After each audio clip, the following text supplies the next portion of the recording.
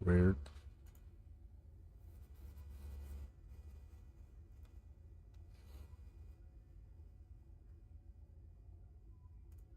Aren't we the Are we being serious here for a second? only country allowed to make preemptive strikes? Who the hell does Iran think it is? That's it. Actually, I know you're sort of kidding, but I agree with that. I think we are the only No, country I'm with not the kidding moral at all. authority. Rather, we are. That's absolutely right. The only country with the moral authority sufficient to do that. The only country that doesn't seek hegemony in the world. The lone voice in saying So this. what are we doing here, guys? Well, what happened to this guy? What absolutely happened to this guy? Now, my guy here, so Steven Crowder, who's been absolutely fucking incredible lately. shit. This dude's awesome. All right, watching all the snakes and the liars go mask off for cheap Pakistani. Oh my God, I views didn't and even level third this up. world clicks on their videos, and Steven Crowder has not faltered. So Steven Crowder went on Piers Morgan. Piers Morgan is screaming how Trump betrayed Candace Owens and Tucker Carlson. He betrayed them. All right, and we got Steven Crowder here to set the record straight. Are you comfortable with that kind of language from the President of the United God. States, from the guy sitting in the Oval Office? Publicly? Well, Yes. which part of it? Which part of it? If we're talking naughty words, I don't care. I didn't elect Donald Trump because I thought he was a pastor. I didn't vote for him because I think even necessarily that he's a devout Christian. I thought it was trolling. I actually laughed pretty hard at the praise be to Allah. I do think it was ill-advised to say whole civilization. And the reason why is because you see a lot of people, and this is again about applying it equally. Donald Trump has done a pretty good job, and certainly Marco Rubio, in delineating between the Iranian people and the regime. I think we probably agree there are very few governments, if any, that are in more diametric opposition to the people they govern than the IRGC and the Iranian people. I mean, we don't get very accurate polling out of there, as you tend to not get out of the Islamic world. He's already overwhelming looking majority down of at the his fact Iranian people checkers. Support the This help, fucking support the guy, military. man. That's They're all actually he doing ever a good does. He job. just sits Because there that's a quietly waiting conversation for has his fact stateside, checkers. domestically. But separating between the regime and the people is important. Donald Trump has done that consistently. He didn't do that with his The reason he's not saying anything is because his fact checkers haven't come up with anything to refute anything that he's saying. If there was anything that his fact checkers were telling him right now, he'd cut him off and like jump in right away. He's here. I definitely think that did him no favors. On the flip side, when Oh, I this see is people- pretty. Although he did end his tweet with "God bless the Iranian people," by the way. So I do think that is a delineation. But anyway, saying World War III, and I see people saying he's killing innocent civilians. We're bombing brown people. We're killing Iranians. I go, well, hold on a second. You guys never delineate between the IRGC and the Iranian people. I also think that it's undergirded by the fact that it's remarkably inconsistent and ill-advised. He did say, God bless the Iranian people in that same post, which would seem to clarify and be consistent with what he just said 12 hours earlier. Right? People were offended. Keep in mind, 12 hours earlier, they said, do you think this is a war crime? And I think it's no, because they're animals and they killed 40. The number always goes up. Maybe 60, maybe 120,000 of their old people. Wow, they're animals. People said, I can't believe he would say that. But he did say, no, targeting military sites, targeting strategic infrastructure. Let's see if we can do this. Totalitarian, and I would argue, Because I don't evil, actually know if I satanic can. regime, We're gonna find out. IRGC, Oh. is not a war crime because the people want it and support it. Oh, the suspicion ranks actually build up quite Obviously, fast. the campaigner in 2024 was absolutely emphatic. I will not drag America into any more senseless war, particularly in the Middle East. Dude, why is this a senseless war? We're out there for 38 fucking days obliterating terrorists that have been trying to kill us for 47 years that have killed us killed tens of thousands of Americans, or rather thousands of Americans, tens of thousands of their own people. And here he is, dragging America into the biggest Middle Eastern war you could possibly drag them into. I'm sorry, we don't have a single soldier on the ground. We're in Afghanistan. Oh, How long I have were we in help. Afghanistan? 20 years? Iraq for 8 years? Like, are we even being serious? Tucker Carlson has been blistering in his attack on it. Oh, God. Kelly I didn't mean to do that. been blistering. You've got all these people. Yeah, all the worst people. Like Marjorie Taylor Greene. There's a real split on the conservative right in America. And it's really bubbled up and boiled over with the Iran war. Why do you think that is? Why, I mean, if you go back 20, 30 years, there would have been complete unanimity about a Republican strike of this nature. It wouldn't have been, there would have been no split. But there's a real split here, ideologically, between what people believe they thought they were voting for on what they think they're getting from Trump? Yeah, well, I don't think there's as big of a split with the voter as there are commentators. Agreed. For example, my The perspective voter doesn't care how many Pakistani view bots are watching their videos. has been, I supported the strike on the enrichment facility. And I said, give this 3 months. And then I'll have to reassess it, because I know there's information that I cannot have on Iran as it pertains to national security. Oh, that was the right spot. That would be due largely to their own ignorance, because anyone who thinks that Donald Trump has been anything other than consistent, going back to the 1980s, which is kind of a marvel, the only reason we're 40 years of him saying that Iran can have a nuclear weapon. able to have this long of a consistent track record for any president is because It was a is celebrity. actually insane. He's always said Iran cannot have a nuke. They will never have a nuke. That was what he said that day of that famous escalator ride. It was part and parcel of that speech. So anyone who thinks that Donald Trump being tough on Iran is a betrayal is simply uneducated and didn't listen to him. And you could also argue, I think there are two reasonable sides on this issue. I don't think war criminal. I don't think genocide is one of them. You could argue that he's ending a 47-year war, and it's right in line with his promises. When I hear people say, why would we strike Iran? They've never done anything to us. You hear that a lot. Many Americans, Tucker Carlson says that basically. hundreds, if not over 1,000, depending on the numbers, and they've pledged to kill many more. It comes down to that discussion and when you want to deal with this issue. And in my opinion, the reality is, even if this wasn't going to be some sort of imminent threat, this was going to be an inevitable threat. If left to their own devices, they would become a threat that would do their best to destroy us. And the reality is, if you pay attention to the actual polling, to the actual American people, not what the dumb fucks, retarded, paid-off commentators have to say. As for, the aspirations, Americans broadly support them. 87% say Strait of Hormuz needs to be reopened. 81% want to ensure freedom for the Iranian people. So That's wild. 81% of Americans want freedom for the Iranian people and want our involvement in their freedom. 6% want to permanently stop Iran's nuclear program. 55% want the current leaders ousted before we end the war. That's huge, by the way. That's absolutely massive. All right, so you cannot let the retard, the absolute retard loud voices crash out about this. All right, oh my God, Trump's immoral and Reagan's already run to shut up gas prices in my district near the $6 a gallon.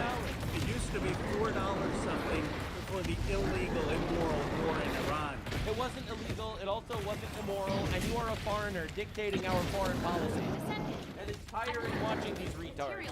No, this is him crying. As you can see, this did not go over very well. 3,000 likes, 6,000 comments. I did not see him coming down. It's because this was 2023. It was $8 in 2023. It's $6 now in the middle of a war. It's an existential threat to the United States. The reason why gas is this high is because there are infinite retard woke taxes in California. All right, that's why it's high. The left doesn't care about gas prices. The left cares about power. And because illegal and immoral war, and because of Trump's incredibly funny, wholesome, and awesome execution of retard terrorists. 35, it could which be is higher. epic, by the way. It could be Killing significantly terrorists is higher. fucking awesome.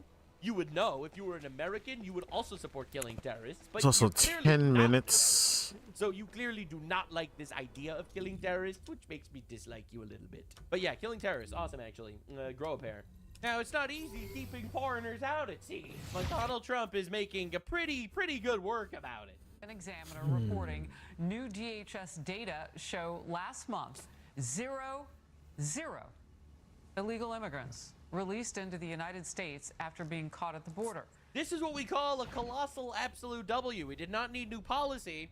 We needed a new president. You know, specifically a president that wasn't absolutely trying his absolute best to flood our country with the third world, to dilute our people, and to steal elections. Now that is down dramatically. Well, of course it would be. From 78,000 released into our nation in March of 2024 under President Biden. Now, this is very good. Trump is doing a lot of good. I want to make this clear. You know, caveat, Trump is doing good on this regard. But I would really like, if he was the fucking fascist dictator that the left thought he was over here, I'm not gonna lie, I would load these motherfuckers into trebuchets and launch them across the border. Literally, we gotta get rid of all the illegals. Like, what are we even doing? That's not even up for debate. We gotta figure out how to denaturalize and deport a lot of these other retards. But Yeah, I mean, with the illegals, slow oh my God, build we gotta get rid of stacks, these motherfuckers immediately. Now, the crazy update, and this is a pretty crazy update, is we have a lot of foreigner-related issues in our country that we deal with on a daily basis. And 22. So it all starts with this dumb fuck, Tracking in my explosive. opinion, What's the this one you guy's want? the You want poster boy for why piercing. we can't have illegal immigration because the illegals come in and then they vote for their own little elected leaders and they fuck up our country. All right. So Oh, this is wait, yeah, I can just see it right there. capitulating and his It's own piercing? audience This is is piercing and multi-explosive. This is double his own stack? Voters fucking hate him for this one. He's basically admitting, you know how I ran literally on free buses for everybody and all the retards voted for me and I got the retard vote because they all thought socialism means free things for everybody? Well, we can't actually do free things. Together, New York, we're going to freeze the... Together, New York, we're going to make buses fast and... Together, New York. All right, pretty good stuff. Pretty awesome, pretty epic, cool rally. Anyway, yeah, no. Mamdani admits there will not be free buses this year after spending months campaigning on it. Well, you know, it's classic. No one is surprised about this per se, except for the retards that voted for him. All those guys are like, what? You mean communism doesn't give me infinite free things? That's crazy. So, anywho, it gets so much worse. Now, Mamdani is actually starting to really piss people off.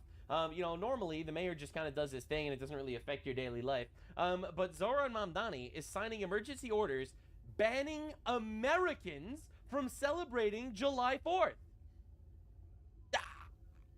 What? What? We bring in a Ugandan retard, a Ugandan Muslim retard. He runs on communism to get the vote from all the fucking morons and criminals. All right, he wants to abolish prisons. He wants free shit for everybody. All the immigrants vote for him because we can bring in more immigrants. All right, actual citywide celebrations for Ramadan. All right, let's be honest here. And this is him banning Americans from July 4th.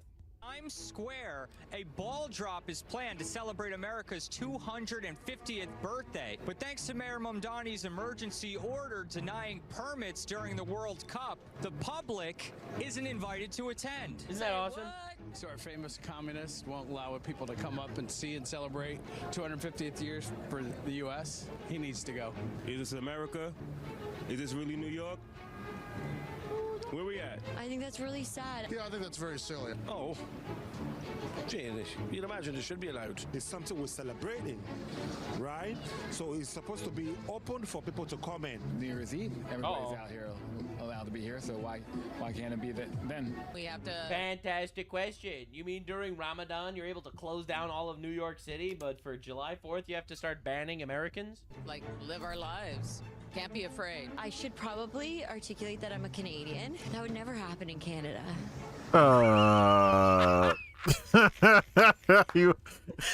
Canada is owned by Indians and Muslims. I'm not even trying to be racist to those guys. Canada just opened their borders and said, please rape us. Might want to rethink that stance.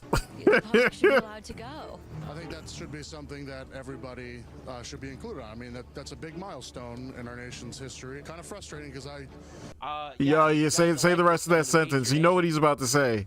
That's the issue. That's the issue. You mean to tell me that the Muslim I hope he Congress is unpauses this. capitalist Christian America? Yes. Yes. I was kind of excited to come down here for that. Oh, okay, no, I was wrong. I was wrong. Absurd. Get out of here. Get out of here. Anyway, that's Islamophobic.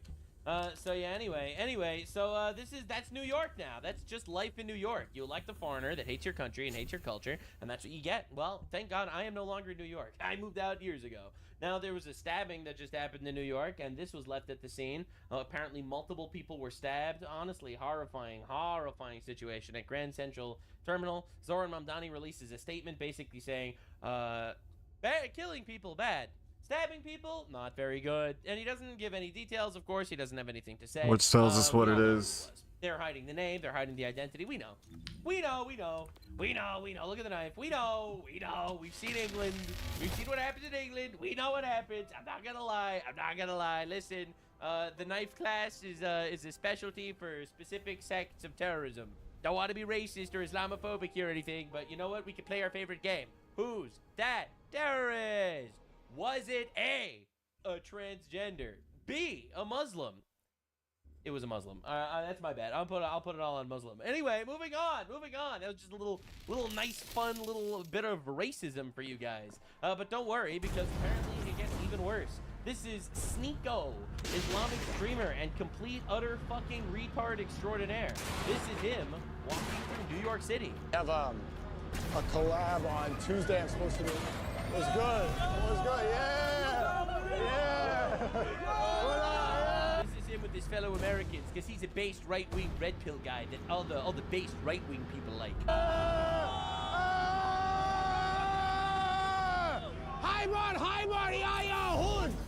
You know what that means? Any Arabic speakers in chat? Khaybar ya Yahud? That's execute the Jews like they did, like Mohammed did in Khaybar, where he went and executed and beheaded all the Jews. Khaybar ya Yahud means go out there and execute Jews by decapitation. That's what we're shouting in New York City right now. Pretty awesome. Pretty good stuff. Anyway, no one's surprised about this at all, actually. Now, the reality is, now people are, complaining about all sorts of different inflation, all sorts of things. We have to blame Trump for higher prices. Of course, obviously, it's Trump's fault that things are higher now, unlike Biden, who totally had no impact on anything. Inflation that occurred under Biden was in part naturally occurring due to supply chain bottlenecks and because the COVID once-in-a-lifetime pandemic occurred. And yes, it occurred. Like we're on trees? Or? Yeah, okay, so because of supply chain bottlenecks, that's what I'm talking about. There was. Yeah, under Biden, it's not his fault because it was natural. It was natural inflation, as opposed to under Trump, where it's unnatural inflation.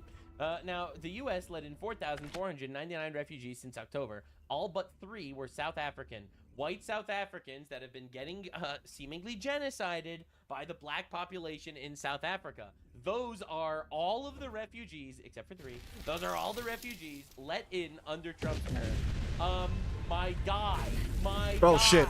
Trump's policy is fucking insane. Holy shit. Been a little while. Oh my God, it's working, bro. All the refugees that were let in were not third worlders. This is crazy. It's not like you let in infinite Afghans and Syrians. Oh my God. Now, if you look at the actual asylum rates throughout the years, right? So Obama was pretty high, and then under Trump it got a little lower, and then under Biden it got fucking high, and then under Trump it's basically fallen to almost nothing. We are rejecting almost every single asylum seeker, as fucking should. Our country is not. It is not the free milking cow for the entire world. I'm sorry if your life is shitty in Afghanistan. There are 56 other Muslim-majority countries you can move to. You can't if you make friends. And we don't need your little homecoming. You don't need to come here. You don't need to come here. I'm sorry. I'm sorry. It's not actually my thing. We got a ding on those? We're actually starting to look into it seriously to put actual politicians in jail. Because politicians are enabling the unbelievable rape and torture of our people. This is an illegal alien from Nicaragua who murdered a mom with a hammer. Excuse me, what? Right. 13,000 homicides from illegal aliens as of 2024. 13,000 homicides, Liz. This is an absolute and total slaughter of our people, and it's time that we start charging the people in politics and in government and in the Biden administration that decided on these policies. The blood is on their hand. This Haitian did not belong in America, should not be here, should have never been here with a hammer, should have never been able to slaughter that woman. Okay. That happened in my state. That happened in Florida. I have a family here in Florida. I'm raising my 4 kids here in Florida. It very well could have been my family, my children, my... I'm so happy this is becoming like the actual public sentiment. I've been saying this the entire time. A politician that lets this guy into the country illegally, refuses to deport him, and he murders someone, charge that motherfucker for accessory to murder. Judge decides to release a repeat offender criminal a bajillion times from jail and he murders somebody, charge that judge for accessory to murder. All right, you let the politicians keep turning a blind eye to fraud, charge them for accessory to this fraud. Like, we have to start holding these people that make the decisions to rape our country and our people accountable, or else they're just gonna keep doing it. My wife or me. And you know what? Many Americans have to wake up every single day with that fear. It's time for us to look at legal liability. In a right-wing country, we would have legal liability for the Biden administration who decided to simply loose open the borders to the third world to take the prisoners, rapists, murderers, and some of the worst deegans of society and loose them upon our Did you say civilization. deegans? We got news human coming in. rights violation. It is human rights abuses, yeah. And it's a violation of their oath to protect and defend American citizens. What? Yeah, and I'm really glad that people are actually finally taking this seriously. People are actually really addressing this the way they should. This is a crime against humanity. And Oh, it's God damn it. treason to our country.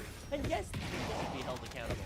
This is an illegal alien from Nicaragua. Sorry, my bad. The last one was an illegal alien from Haiti. Right, so this is Mayor Brandon Johnson from Chicago getting asked about a Nicaraguan illegal alien that murdered somebody. Ones that I talk to, that I communicate with, mostly black and brown, actually, tell me that you don't seem to know the difference between illegal aliens and real Chicago citizens. That would be true. They feel that you are siding with the illegal aliens over them. It's because he is. And sadly, William, let's get to the question. The real question is simply this. I don't know how to make it any more direct. An illegal alien from Nicaragua grabbed a woman. You're taking too long. He's going to move on from you. Bashed her head into the sidewalk, knocked her unconscious, and raped her. After he said the opening thing, he needed to simply say, "Are they wrong?" and just let him bury himself. Let's move on. Let's move on. I mean, he still kind of buried him anyway. Let's move on. This is what we're dealing with. So I think politicians like that need to start going to jail. All right, because they are enabling so that their woke little bullshit can happen. A mass stabbing event takes place overnight in downtown Raleigh, NC. At least 6 people have been hospitalized with stab wounds. Pray for victims.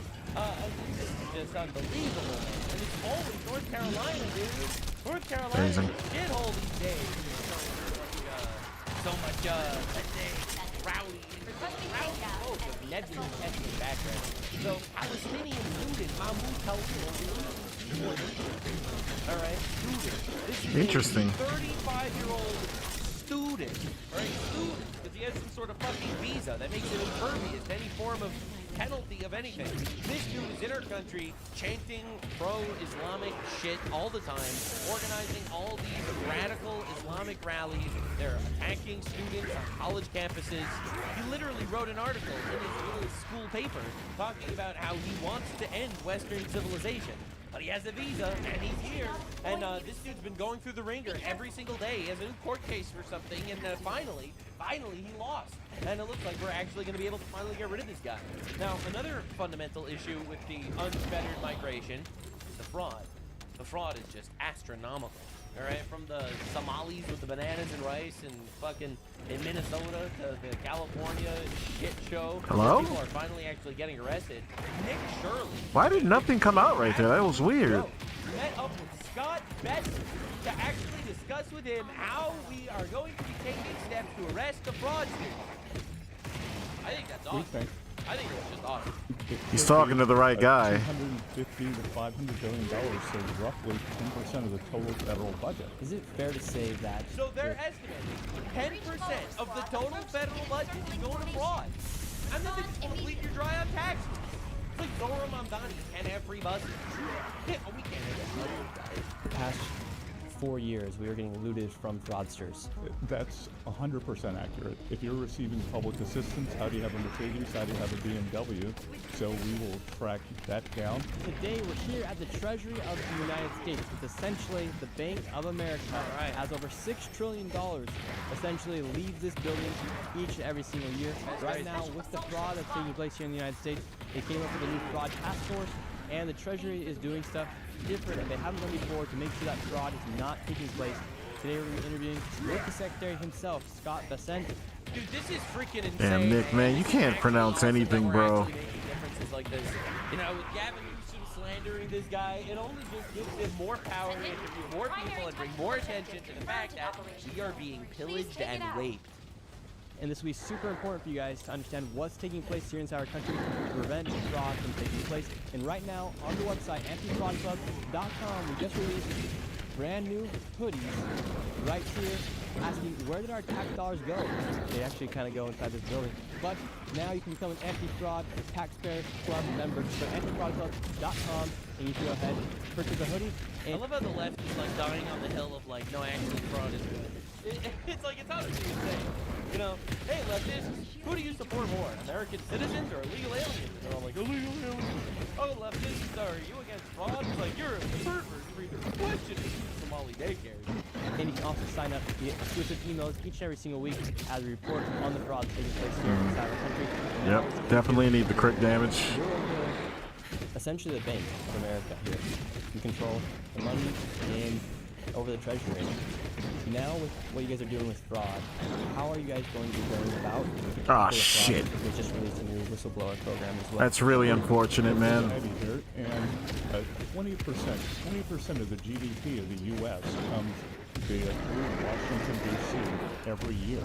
And we believe that between 250 to 500 billion is lost to waste, fraud, and abuse. And we think that the best way to stop that from happening is to keep it from getting out. Well, now we know why the leftists were so anti-Doge.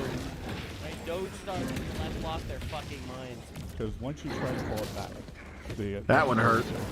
So what we are doing, Treasury is leading an all-hands-on-deck effort. The Vice President has been tasked with the Fraud Commission. At Treasury, our lead effort is to integrate all the agencies and figure out where the money's going. We're setting up a do-not-pay system, which over time will allow us to follow the money. We will be able to follow, whether it's HHS or HUD or anywhere else, where is money going to? How do we find it? Are there unusual payments? Here at Treasury, we could collect something that the banks give us called suspicious activity report. You know, the people rose up, the people complained, and things actually happened because of it. Like, this task force is as a result of, in my opinion, social media conversation. You know, from Nick Shirley's videos to Admin Gold or me or anyone else that's talking. Tyler. You know, this is really an offshoot of the little people finally addressing it. Like, I know it's cringe to say, but you matter. I mean, obviously on a cosmic scale, you matter. God created you for a reason. Sure, absolutely. No. But you impact American politics. All right, and that's insane. For SARS. So can we overlay the suspicious activity reports on top of these unusual payments, which we've been able to do in Minneapolis? And prior to this, what was the government doing to make sure that money wasn't going to fraudsters? Great question. Unfortunately, it was the opposite. They weren't fucking doing anything. They were the fraudsters. Under the Biden administration, to get money out during COVID, they took down all the guardrails and they never put them back. I'm telling you, man, COVID was one of the biggest scams in the history of our planet. That scam was fucking diabolical. Bobby Kennedy. I don't think that they used it to, you know, inject us with microchips or whatever the fuck, you know, those guys were saying. But dude, the fraud. And also, I think part of it is just the fact that they just locked down an entire country. Fucking locked down a whole country and enslave you just so easily. He said at the inaugural day of the anti-fraud task force that the vice president convened, said at HHS they had 60 people charged with preventing fraud. Biden administration, they have fired all of them. So again, the real thing is to keep the money from going out the door to the fraudsters. Again, very difficult to recover it. But one thing we are trying to do was recover. Very difficult to recover it. We would need to send rescue missions to Somalia. That's right. Ah, man, it finally became an issue. Okay, there we go. Working your ass off, paying your taxes, trying to live month to month because your taxes are going away, and now you have to struggle to pay rent because someone in Somalia desperately needs your tax dollars. Hope that makes you feel good about yourself. If anyone wants to go to treasury.gov, we now have a site for whistleblowers. You can make up to 10%, 30% the reward for the money that Treasury recovers.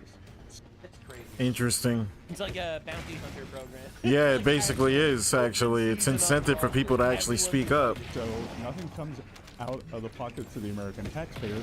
It's if you help us bring money back to taxpayers, we will pay you the a bounty. And That's actually genius. When we started having problems with suitcases at airports, on trains, on buses, if you see something, say something.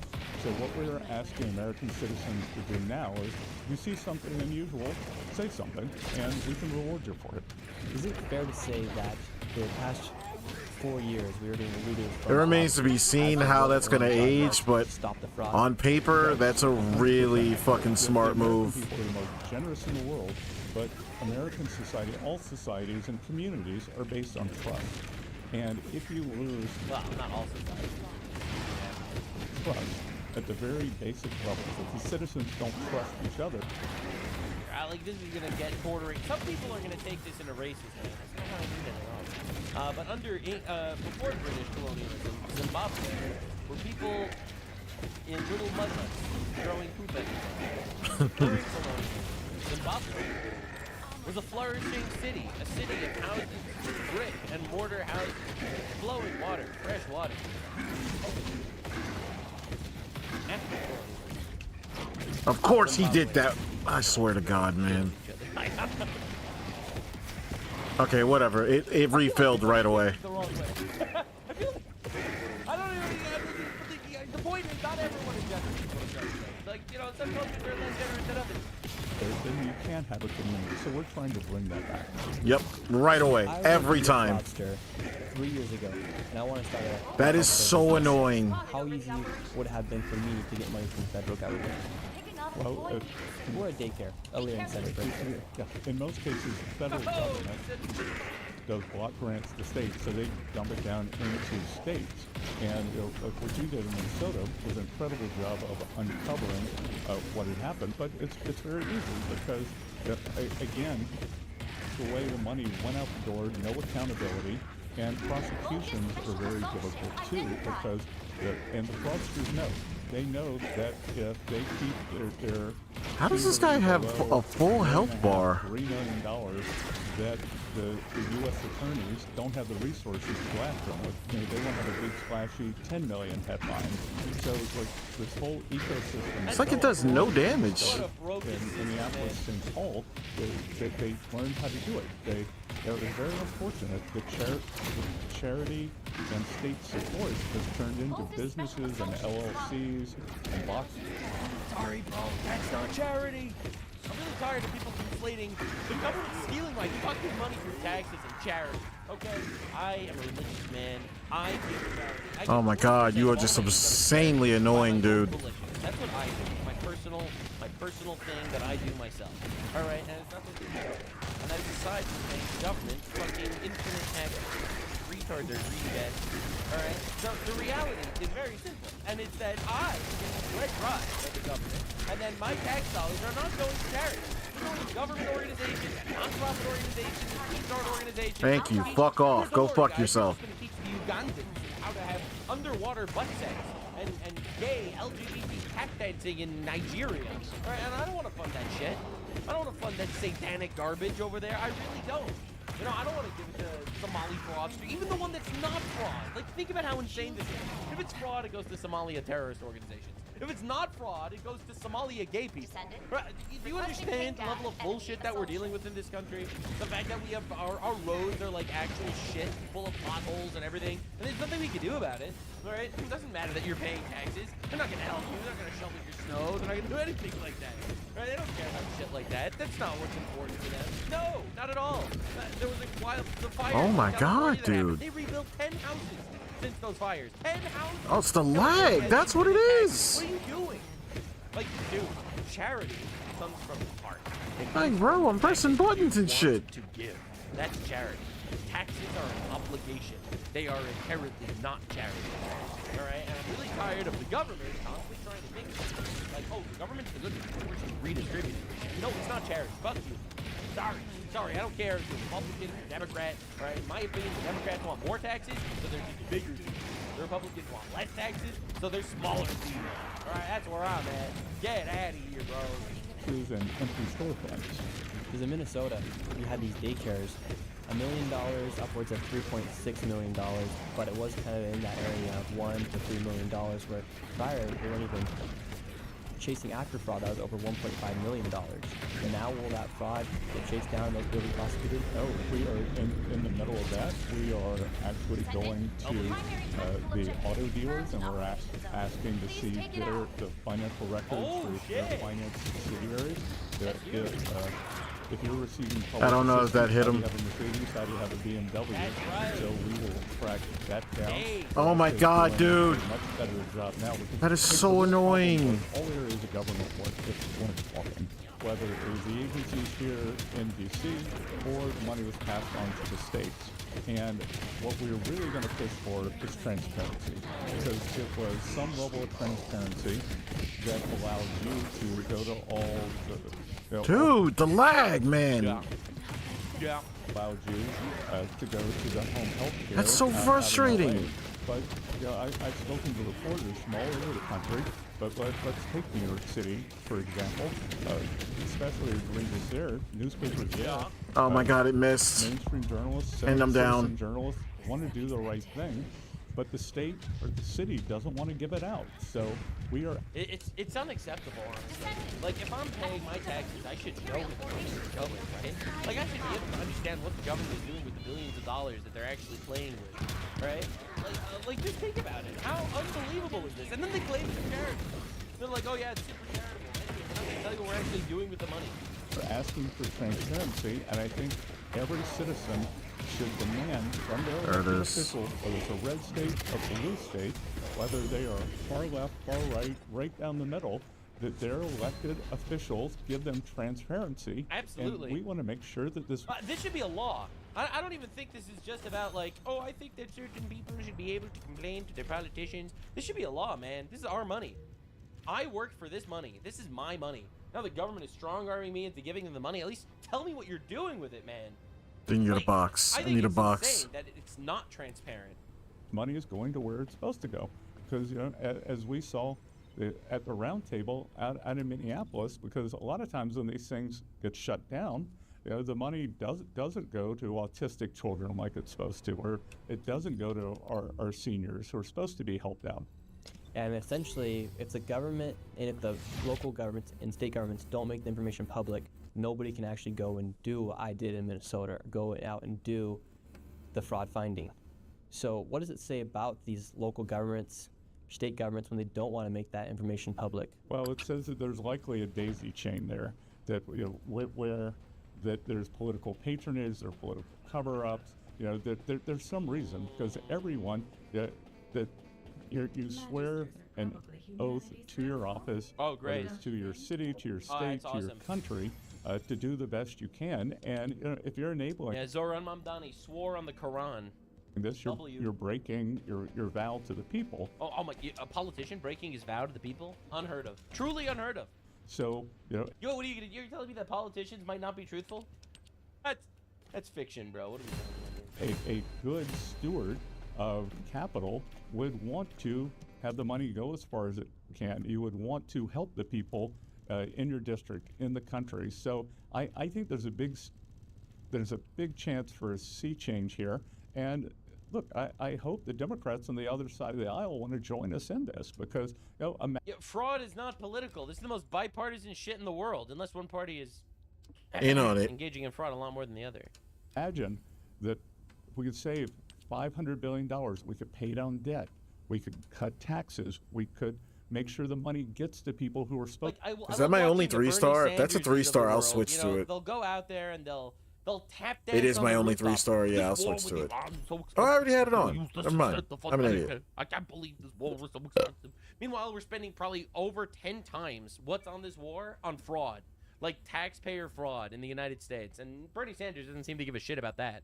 Supposed to happen. These people were able to just steal and literally loot the American taxpayer for years on end, and there wasn't really a program to make sure that nobody was actually giving money to fraudsters. So now the Do Not Pay program that you guys have set up, how will that help eliminate the fraud? And like, for instance, was HHS talking with the Treasury when they would see a flaw? Or never before. And that's crazy. The other vulnerability that we saw was TSA, which everyone sees at the airport, which is part of Homeland Security. that if you showed up, you're not supposed to. Well, you can, but if you had more than $10,000, you're supposed to declare it. Yeah, bullshit people rules. We're actually declaring it at Minneapolis-St. Paul Airport, but the declaration forms just went into a filing cabinet. So now we are mapping those against people who are receiving benefits. Like, so much bureaucracy is just bullshit, man. And, watch this space. But I think we're going to have some very... Grease they're tax. trying to take the money out of the country, disappears, overseas. She does have an out to run goes this. into terrorist networks. But watch this space. We're going to have some big announcements on what we found going through and just matching up data. This has a higher duration, though. It's just getting the departments and the systems to talk to each other. That's crazy. So now essentially, I feel like you can get AI to do this shit. You put in all. I mean, ultimately, you don't want to put a lot of info into AI, but imagine how easy it would be to aggregate all of the government payouts, and then just be like, hey, what's a red flag? AI would pick up on this shit immediately. all the departments will be able to work together, because prior they were not. Correct? But not at all. Not at all. Shocking. And we're going to restaff the departments back to their pre-COVID levels in terms of the people who are supposed to work there to stop this waste, fraud, and abuse. And so with all this fraud, how much money do you think each year the government is giving to fraudsters, or was giving? Well, we think it could be $250 to $500 billion, so roughly 10% of the total theft rate. For those of you keeping track, the Iran war was $20 billion so far. It's maxed out. Just 500%. So this can still crack. $1 billion on fraud? A little bit. Their whole budget. And like I said, 20% of the whole GDP of the U.S. Goes through Washington. So if you take 20%, then 10% of 20%, 2%. This is just what I mean. And politicians have no accountability for this shit. This is our money, our tax dollars that they're playing with. And they have no accountability if they just let it disappear. And it's insane. And, every job in the world, except for working for the government, it seems, means that you have accountability for whatever you're doing. All right, if your job is to fix cars and you end up breaking the car completely, you're going to have to pay for that damages. Like if you're a dentist and you're going to break your client's teeth, they're going to sue the shit out of you. Right? But with the government, we don't even know where the money is going. We don't know what they're doing. We can't sue them for defrauding us because we have no idea what they're doing, and they don't even tell us what they're doing. It is the only job where they have no accountability for their clients' shit.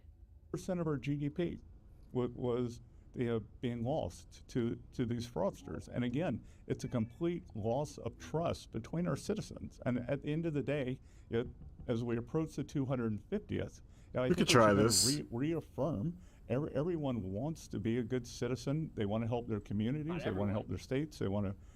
It'll be. I can aim for that last one too, if I I think wanted. something super important you talked about. Now you guys are going after the. But it's banks not that you big own of an by heart, increase. And you're going after the banks you announced the other day. What will that look like? What does that do when you guys actually go after the banks for this fraud? Well, again, so they're the banks. They're the auto finance components. There are the other thing, the money store businesses in the places like Minneapolis that was wiring money out of the country. So again, they have hang to on. Just the Let's do the other idea one. that foreigners are able to come into our No, country yeah, and let's wire try money this one. out Let's of the see country is how it insane to looks. me. Like, you are trying your absolute best to immigrate to the United States of America, and you're fucking sending money overseas. It's like you're not trying to integrate into American culture. You're not trying to make a better life for yourself here. You're literally just here as a parasite to fund your little fucking shithole that you came from. Like, it's so obvious, and I don't know why people don't care about this. to be on notice. They are supposed to notify us. So if of they think suspicious anything that activity, they and ignore it's will gonna just be go a away if they as long as they ignore it. FinCEN, Financial Crimes Enforcement Network. And There's a once lot of we people that have that receive mindset. Those notifications, it's going to be on us to follow up. So the fraudsters shouldn't be driving around in luxury anymore. Well, they shouldn't be driving around in luxury, and the people who are supposed to get the benefits shouldn't be going without. And somebody does have a tip, but they do want to be a whistleblower and get a percentage of whatever that is. You too can be a bounty hunter. It's the simplest way for somebody to do that. Go to treasury.gov. Top of our website is an icon in the corner. Click on that, and it will take you right to the site where you can report anything. If you see something, say something. It's as simple as that. Seeing something, say something. You don't need to make a viral video to help your community. And then you can actually just submit a tip to you guys. Exactly. How many tips have you guys gotten so far? We've gotten more than 700. So 700 fraudsters are on the watch now. They should know we're coming for them. And again, citizens. That was the least threatening threat I've ever heard in my life. Journalists, the good citizens who want to do the right thing and get a reward. When can we expect to see somebody feel get arrested and prosecuted? Again, as I said, watch this space. I think we're going to have some big announcements very soon. Last question. It's a bit of a nothing burger answer. Commits fraud. But it's understandable that he can't give a definitive answer on that one. 1 year of prison time. Do you guys have any say-so over that, or is that the state government? That is, that's U.S. Attorney. But what we are going to do is we can use IRS criminal investigations, so they can put together cases. U.S. Attorney's Office can do it, but a lot of these sentencing guidelines have been very lax. So it's like I said, the best thing we can do is to absolutely squash them. Old Testament level justice on their ass. Keep the money from going out. And the best thing we can do is put fear into these fraudsters that you will be caught. You're a god in these motherfuckers. You will be caught, and you will send them to a labor camp until they pay off their debt. Say the word, Scott Bessent. Do it. Man, I feel like this is such a good solution. That it's going to stop.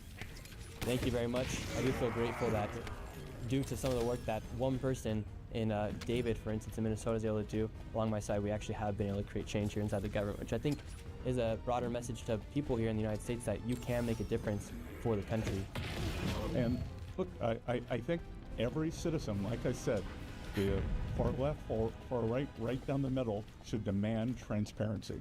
Amen. Thank you very much. Good. Thanks, Zach. So right for that. Absolutely. No, that was really good, actually. It really is nice to see that the actual voice of the citizen does matter. You know, it really does finally matter. I feel like for the first time ever, maybe, and not enough, don't get me wrong, or we've been seeing mass deportations, loading illegals on trebuchets and launching them across the Pacific. I mean, that's what I would do if I was president. No one's voting for me for president, though, so don't worry about that, illegals. Don't worry. I would put every fraudster in a labor camp to pay up every single cent that they stole. But don't worry, I'm not going to be a president. At least not yet. So maybe not to the fullest extent are we being listened to. Obviously, I don't think politicians will ever fully listen to the will of the people, because I do think that just by the fact that these people are in government for like forever, they're all corrupt to some extent. But the reality is, they are listening somewhat. We are actually making a difference. And I don't think I've ever seen, definitely not in my lifetime, politicians care about what the actual individual citizens have said. Now in Hungary, everyone's freaking out about all of this stuff. Because if there's anyone that doesn't care about the will of their own people, it's the Europeans. Now, in Hungary, there was an election that just happened that honestly was absolutely devastating. The previous leader, Orban, lost massively. There's a lot of claims of fraud, and there's actual, there is actual logical rationale explained as to why there was fraud. Yeah, the 80% turnout is a little weird. I'm not that involved in Hungarian politics. However, in an absolutely devastating defeat, really based Viktor Orban, from what I've seen of him, lost miserably to like centrist, slightly right-wing, kind of cucked out, super pro-European Union Eurotrash. Alright, looks like the last bastion is gone. The areas are about to learn the true meaning of you don't know what you've got to lose. The rest of us in Europe have just lost their only real stronghold against each other. Devastating. And this is how a lot of people feel. Now, Hungary was fined 200 million euros by the EU for refusing to accept Muslim refugees entering illegally into the country. In response, Orban, this is back when he was actually president, Orban started busing them straight to the EU capital, Brussels. Now he lost the election and everything is about to change. All right, so, you know, he was fighting back against, like, this mass migration for a very, very long time. Now, the real question is, who wants to go to Hungary? Valid. The answer is, obviously, they have great food. Hungary has fantastic food. And the reality is brutal. Things are going to change demographically. Right? They were busing illegal migrants, saying, oh, Oh, you're not going to let us deport them back to Mr. EU retard government? You're not going to let us deport them back to wherever they came from? No problem. We'll just send them somewhere else. You know, and they'll send them to Germany or some shit. You know, well, it's rough out there. So Germany, you know, because everyone's shipping all their shit to Germany, and Germany was mega cucked ever since a specific painter killed himself, which was probably one of the best decisions he's ever made. I'm not a big Hitler fan over here, but I am saying ever since Hitler died, all of Europe decided, holy shit, white people are the problem. Let's import infinite rounds. So, thanks Hitler. Not only did you cuck the Jews, but you cucked the whites too. So this was an insane headline. Syria has rejected Germany's plan to send over 700,000 refugees home. Why the fuck were there 700,000 Syrian refugees in Germany? Then Germany's like, whoa, we want to send them home. You know, they do a lot of raping. Oh, sorry, that's the British accent. Every time I think of, you know, Muslims raping people, I immediately think of England because that's the Muslim rape capital of the world. In Germany, it's more like, no, raping, bitch. And they're trying their absolute best to get rid of them, and the Syrians are just like, nope, you can keep them, nothing we can do about it. Even Syria doesn't want the Syrians back. I mean, the Syrians have been doing in Germany.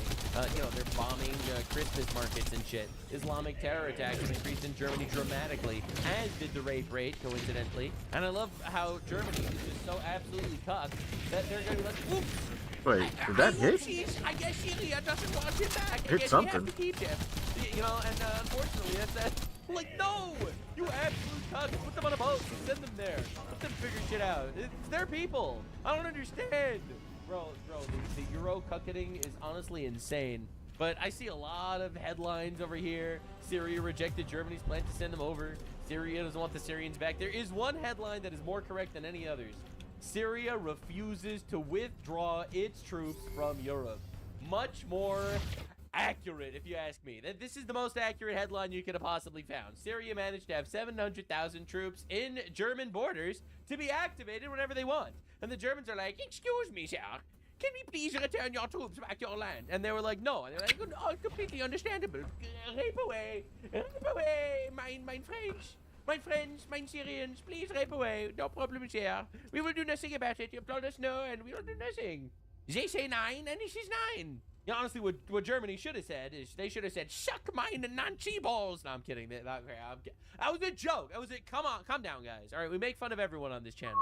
Now, in the absolute spirit of cucking themselves, Elon Musk retweeted this story about how Australia started arresting their old veterans, their old heroes, their war heroes, for being war criminals. Court documents reveal that the Australian government war crimes investigations do not have names of 2 individuals that Ben Robert Smith allegedly killed in Afghanistan 20 years ago. No one identified the victims, even after $300 million was spent on war crimes investigation over 5 years. Just think about how insane this is, man. So the Australian government sees a war hero. They're like, well, he's white. Well, he's white. We have a lot of Muslims in the country, so we're going to have to put him in court in front of Muslims to judge him on if he's actually a war criminal from what he did in Afghanistan to Muslims. Now, they spent $300 million investigating that, the taxpayer dollars, investigating the actual crime. They managed to find out that he allegedly killed 2 people in Afghanistan illegally. And they don't have names. Australian Office of Special Investigations Director Ross Barnett already revealed the investigators have no crime scenes, no access to the deceased, no bodies, no post-mortem reports, no official cause of death, no recovery of projectiles, police questions, weapons that have been carried out by the AF, no, that's the Australian military, that's pretty sure, no photographs, no site plans, no measurements, no recovery of projectiles, no blood splatter. Now, we know that after $300 million and 5 years of investigation, they do not even have names of the 2 victims. If there is no name, no identification, no body, how do they know anyone was killed? Does anyone actually think this is fair? Does anyone actually think it is a criminal conviction? Prove the criminal standard beyond reasonable doubt is remotely possible in these circumstances. Daily Mail says 2 of the 5 men Ben Robert Smith is accused of murdering while serving in the Special Air Service in Afghanistan have never been identified as war crimes investigators. Court documents seen by the Daily Mail show that 1 Victoria Cross recipient's alleged victim is described only as person under control 1, or alternatively enemy killed actually. And it doesn't even matter because they're arresting this guy for war crimes. They don't know the names of the people he allegedly killed 20 years ago. A war hero in Australia, now in front of a Muslim judge and jury. Bro is going to jail for war crimes for life. the absolute fucking of a nation. If Steve Irwin was still alive, the Australian government would find a reason to imprison him for touching haram animals. It's like these countries absolutely hate themselves and hate their people. And honestly, the people had enough.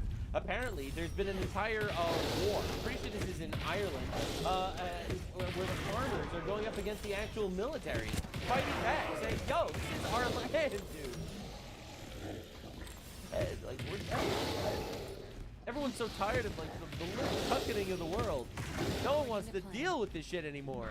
Like 2026, year of the Great Crusade. Give us our countries back, dude.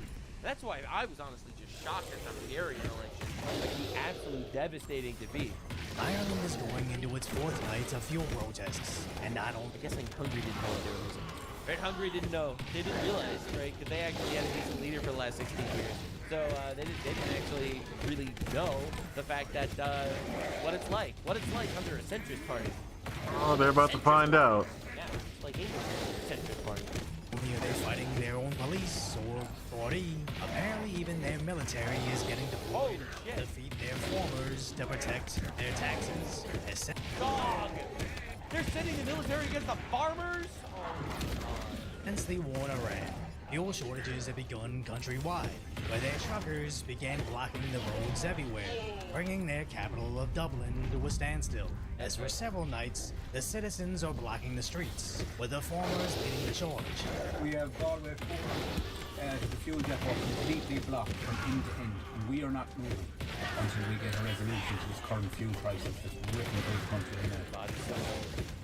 God, he's so right. It's so sad because, like, you'll have like the British government, for example. You know, they're gonna cry about how actually the reason why we don't have fuel is actually Donald Trump's fault. It's all Trump's fault that we don't have fuel because he decided to kill terrorists, and the terrorists are now doing terror attacks in the Strait of Hormuz, and that's what's worse. Meanwhile, these countries have absolutely tucked themselves with the woke bullshit that prevents them from drilling. Right? We're not allowed to actually drill for oil because it might be bad for the environment. So therefore, let's just fucking die. Actually, let's just carbon tax people to oblivion. Right? 30% extra fees on all taxes, and on all oils and all gases, because well, you know, we used to be incentivized. We're actually buying it. It's bad for the environment. Do not go home. Do not leave. We have one chance here and have the rest of the both hands. Now, I'm no fan of stopping the streets to accomplish something politically, but there's a stark contrast between pleasing pink-haired, unemployed behavior and the blue-collar farmers that literally feed you, as society could support. No, I think there's a pretty fundamental difference also, because these farmers are not just like regular farmers. They are fighting back against a tyrannical government that's stealing their money. The blue-haired feminist, feminazi retards, they disagree with policy, so they decide to firebomb police officers, you know, to protect pedophiles or whatever they do. Like, this is not remotely the same, in my opinion. Not all standing in the middle of the road and annoying the shit out of people is created equal. Survive without liberal activists forever, but without farmers, we collapse within a week. But rather than catering to them, the Irish sent out their police. That's right, arrest the farmers instead of removing the bullshit woke carbon taxes. Buddy, and mass standoffs appearing to be outnumbered 10 to 1. Peaceful protest, like. As a link up. There's 10 tankers coming down the road, getting a full yard air squad. There's a tanker there waiting already. The tankers are just around the bend over. Absolutely nothing can get through now. RTE and all the other media outlets are reporting that the guards are taking back control, the guards have lost control. So as of yesterday, they warned the citizens, move or face the full rigors of the law. By targeting critical infrastructure such as fuel depots and refineries. What do you mean targeting? Did they shoot it with a missile? What do you mean targeting? These are no longer protests, they are blockades. This is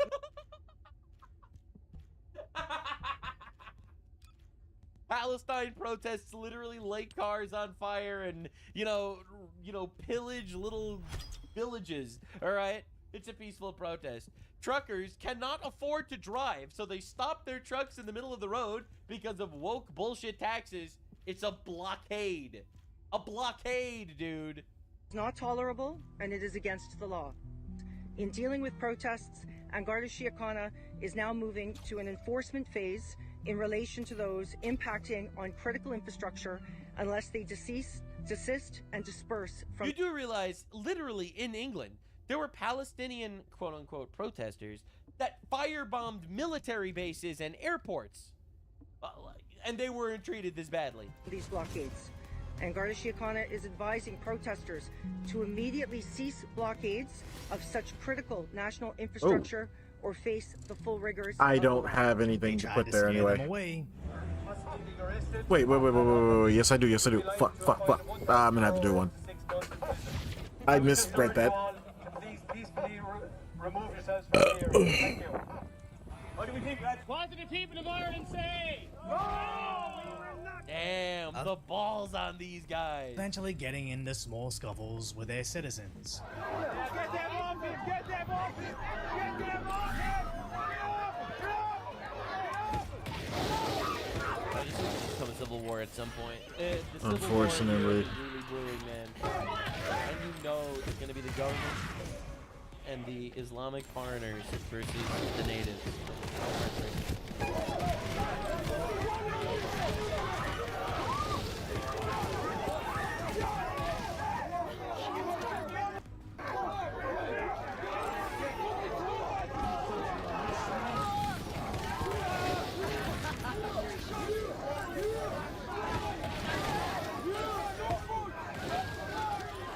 Now, whenever a clip begins the second of the assault, I automatically assume the context was purposely deleted.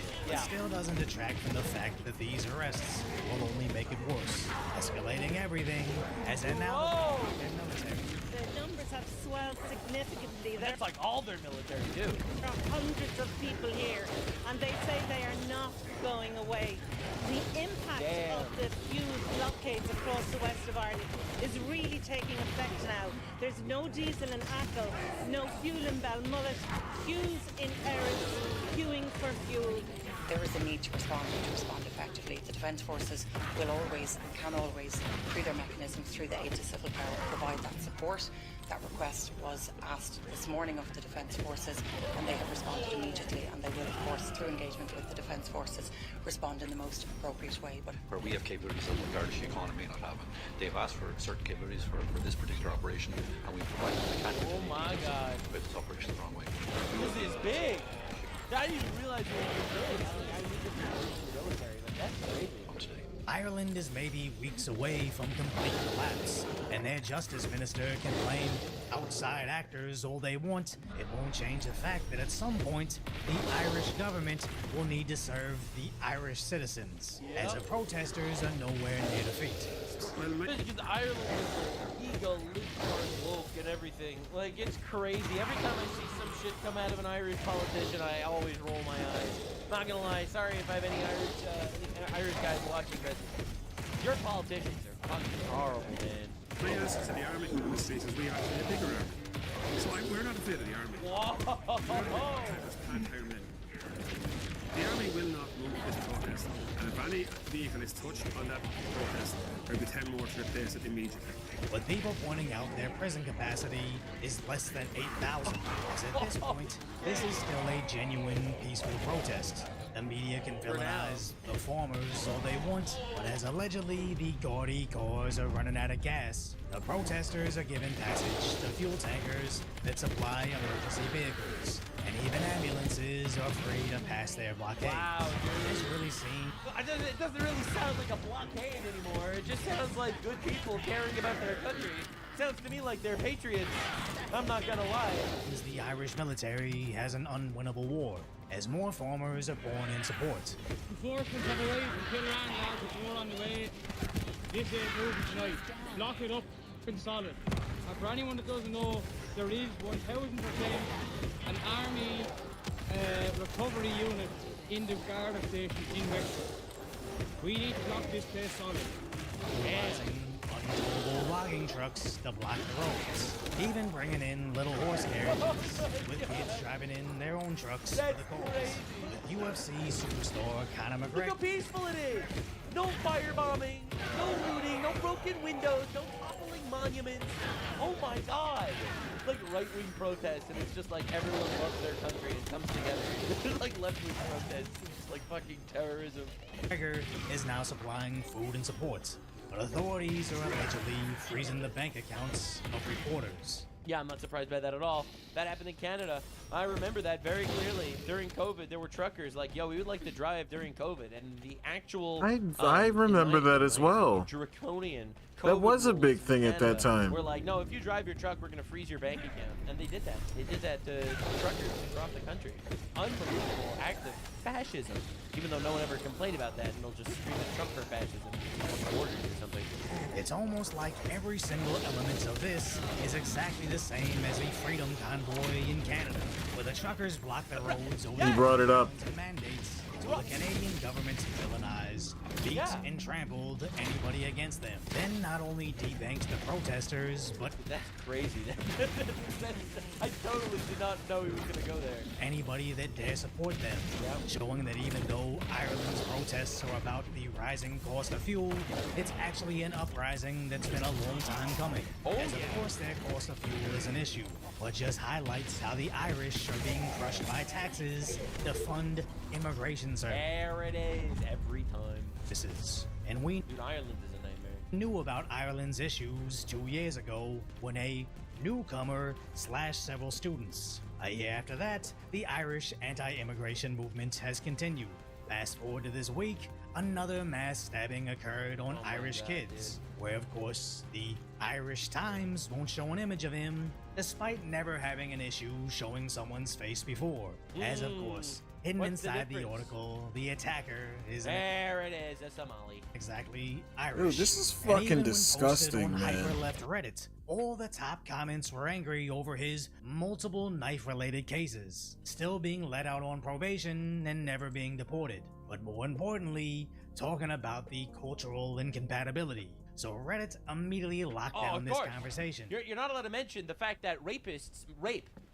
Mentioning that rapists rape is very offensive to some people that are pro-raping rapists. As mass censorship over this issue can only continue for so long, what started that's as a fuel imploding. protest might just be the flashpoint that unifies the other social issues, as everybody can get together over gas taxes, but then at that gathering you hear where exactly those taxes are going. Wait, there was another stabbing? I didn't hear about that. When did these tanks get here? And Yup. as these issues aren't This exclusive is in getting Ireland, hairy. they're in nearly every European country today. So Horrifying. whatever happens in Ireland this We're hungry, apparently. week will likely be the same fate for the entire continent. So if Yeah, he's right though. This is massive. It really is. This is an uprising. The public opinion is really shifting. Everywhere that had to deal with like these socialist governments that were like pro-terrorism, pro-Islam, pro-immigration, you know, radical leftists for the most part, where, you know, they'll squash you, they'll tax you to oblivion, and they'll use your taxes to fund rapists and mass murderers that they're bringing into the country to honestly terrorize your children. People are just really tired of this shit. There is an awakening going on, and a lot of people are willing to address things and talk about things that they were not willing to before. 2026, here are the crusade. It's happening. Well, thank you for being here. This was today's deep dive on all of the things. I covered all of the things today in a very deep dive fashion, all the things. A really crazy one coming tomorrow. I'm pretty sure that there's some other Alright, insane... so this should be like a full refresh on the timeline right now at this hour.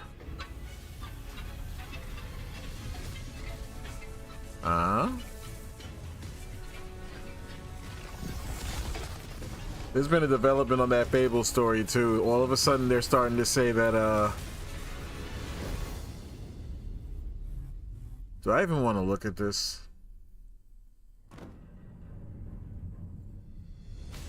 You think they're going to close their...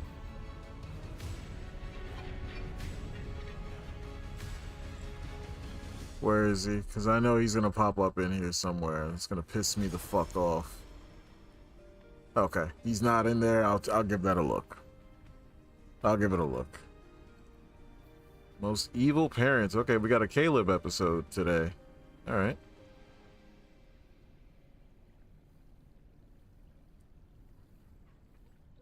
Needs more players. You may not like the answer.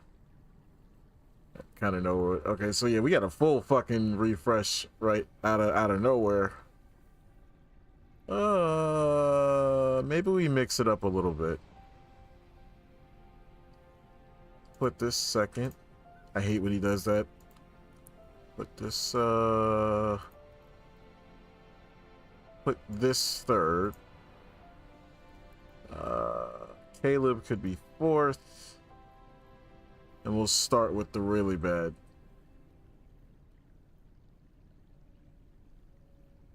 Oh wait, I didn't put this in there. Start with the really bad in a second. I'm gonna pause and I'll be right back. Amazon is.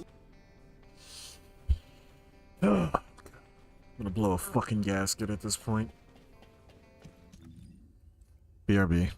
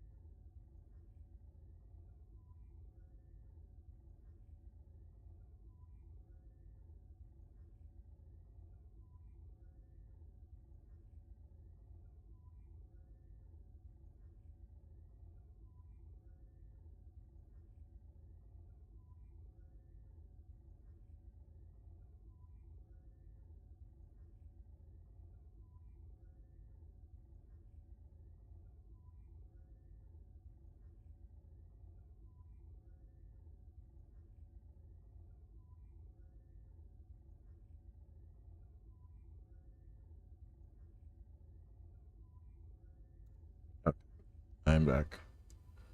Alright, insert the band-aid. What the fuck we gotta deal with now? Leaving New York City, and they're going to close their warehouses once this new law passes. The legislation called the Delivery Protection Act. By the way, I don't have context on this one, so I'm literally finding out in real time about this one. By Council Member Tiffany Caban, would force companies like Amazon to directly employ all of their drivers instead of using contractors. It would also require the smaller companies Amazon uses to get packages to their final destination, called Delivery Service Partners, or DSPs, to be licensed with the city. This is big news. Wait, that doesn't... Am I retarded? That doesn't sound like a bad... Wait, no, let me hear more. Front facing, that doesn't sound like a bad thing. That sounds like they're fixing some... Let me hear more. Because it's going to force Amazon to do things in a way that doesn't work with its business model, eliminating thousands of jobs. Meanwhile, some DSP owners are pushing back against the bill. What this bill does for me is actually closes and shut down my business. It takes the 150 people that work for me and puts them out of work. That's terrible. What kind of This people? actually Wait, but what kind of impacts people? Everyone's life by passing this bill. While well-intended, the outcome is not good for the city. It's going to be a not good for our disaster. employees. Okay, that could be fair. That could be fair, because I was about to say on its front face, it doesn't sound like a bad thing, but if it's implemented in the wrong way, it is a bad thing. It's not good for the customers at the end of the day either, because it's going That to I will agree with. slow down their packages or potentially raise the cost of getting their packages. Right. The city council says that Sure. Amazon would be essentially forced to hire the employees that are going to lose their jobs as a result of the DSPs going away, but there is no level of certainty that they will be rehired. And so what happens first and foremost is a direct impact of the people that we've hired so far losing their job entirely and then being at the mercy of being possibly maybe rehired. Amazon submitting written testimony for the hearing. The online retail... Hang on.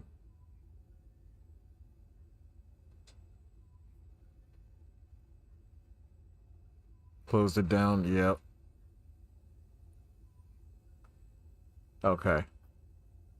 Giant saying in part the legislation would be threatening the small businesses that deliver to customers, putting the jobs of their more than 5,000 employees at risk, and forcing us to consider relocating delivery operations outside of the city. This would likely mean slower and more expensive delivery, deteriorating the experience for millions of customers in New York City.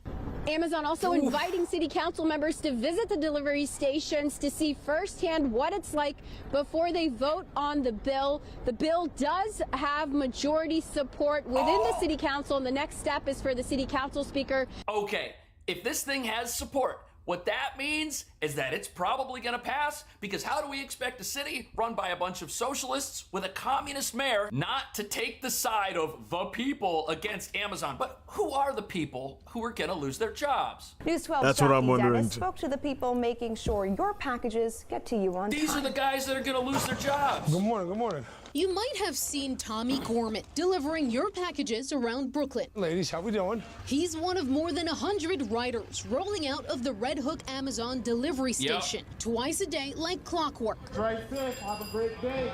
On a four-wheel electric, they deliver thousands of packages across Red Hook and the downtown Brooklyn area. It's nice to be Yeah, I see these guys every day. outside. I mean, the winter was a little cold, but I'm Irish.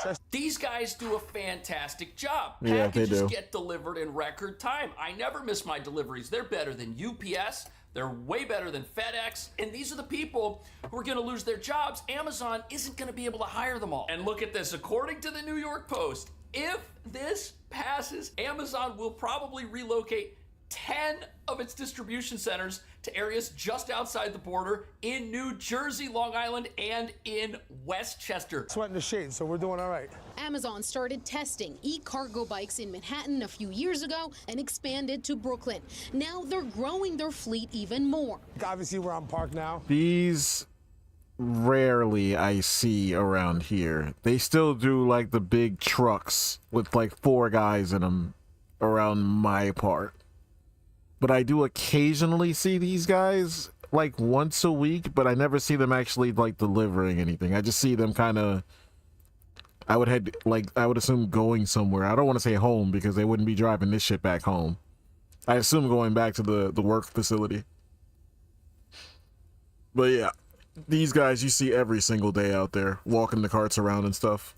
You wouldn't be able to park if you had a van. It makes it that much easier. Juan Martinez is one of the local business owners who partners with Amazon to hire and train drivers and handle deliveries. I went from 0 employees, just starting with myself, and today I have 120 employees. He says e-bikes are a better fit for some of Brooklyn's narrow streets. These things can move about the city in a very efficient way.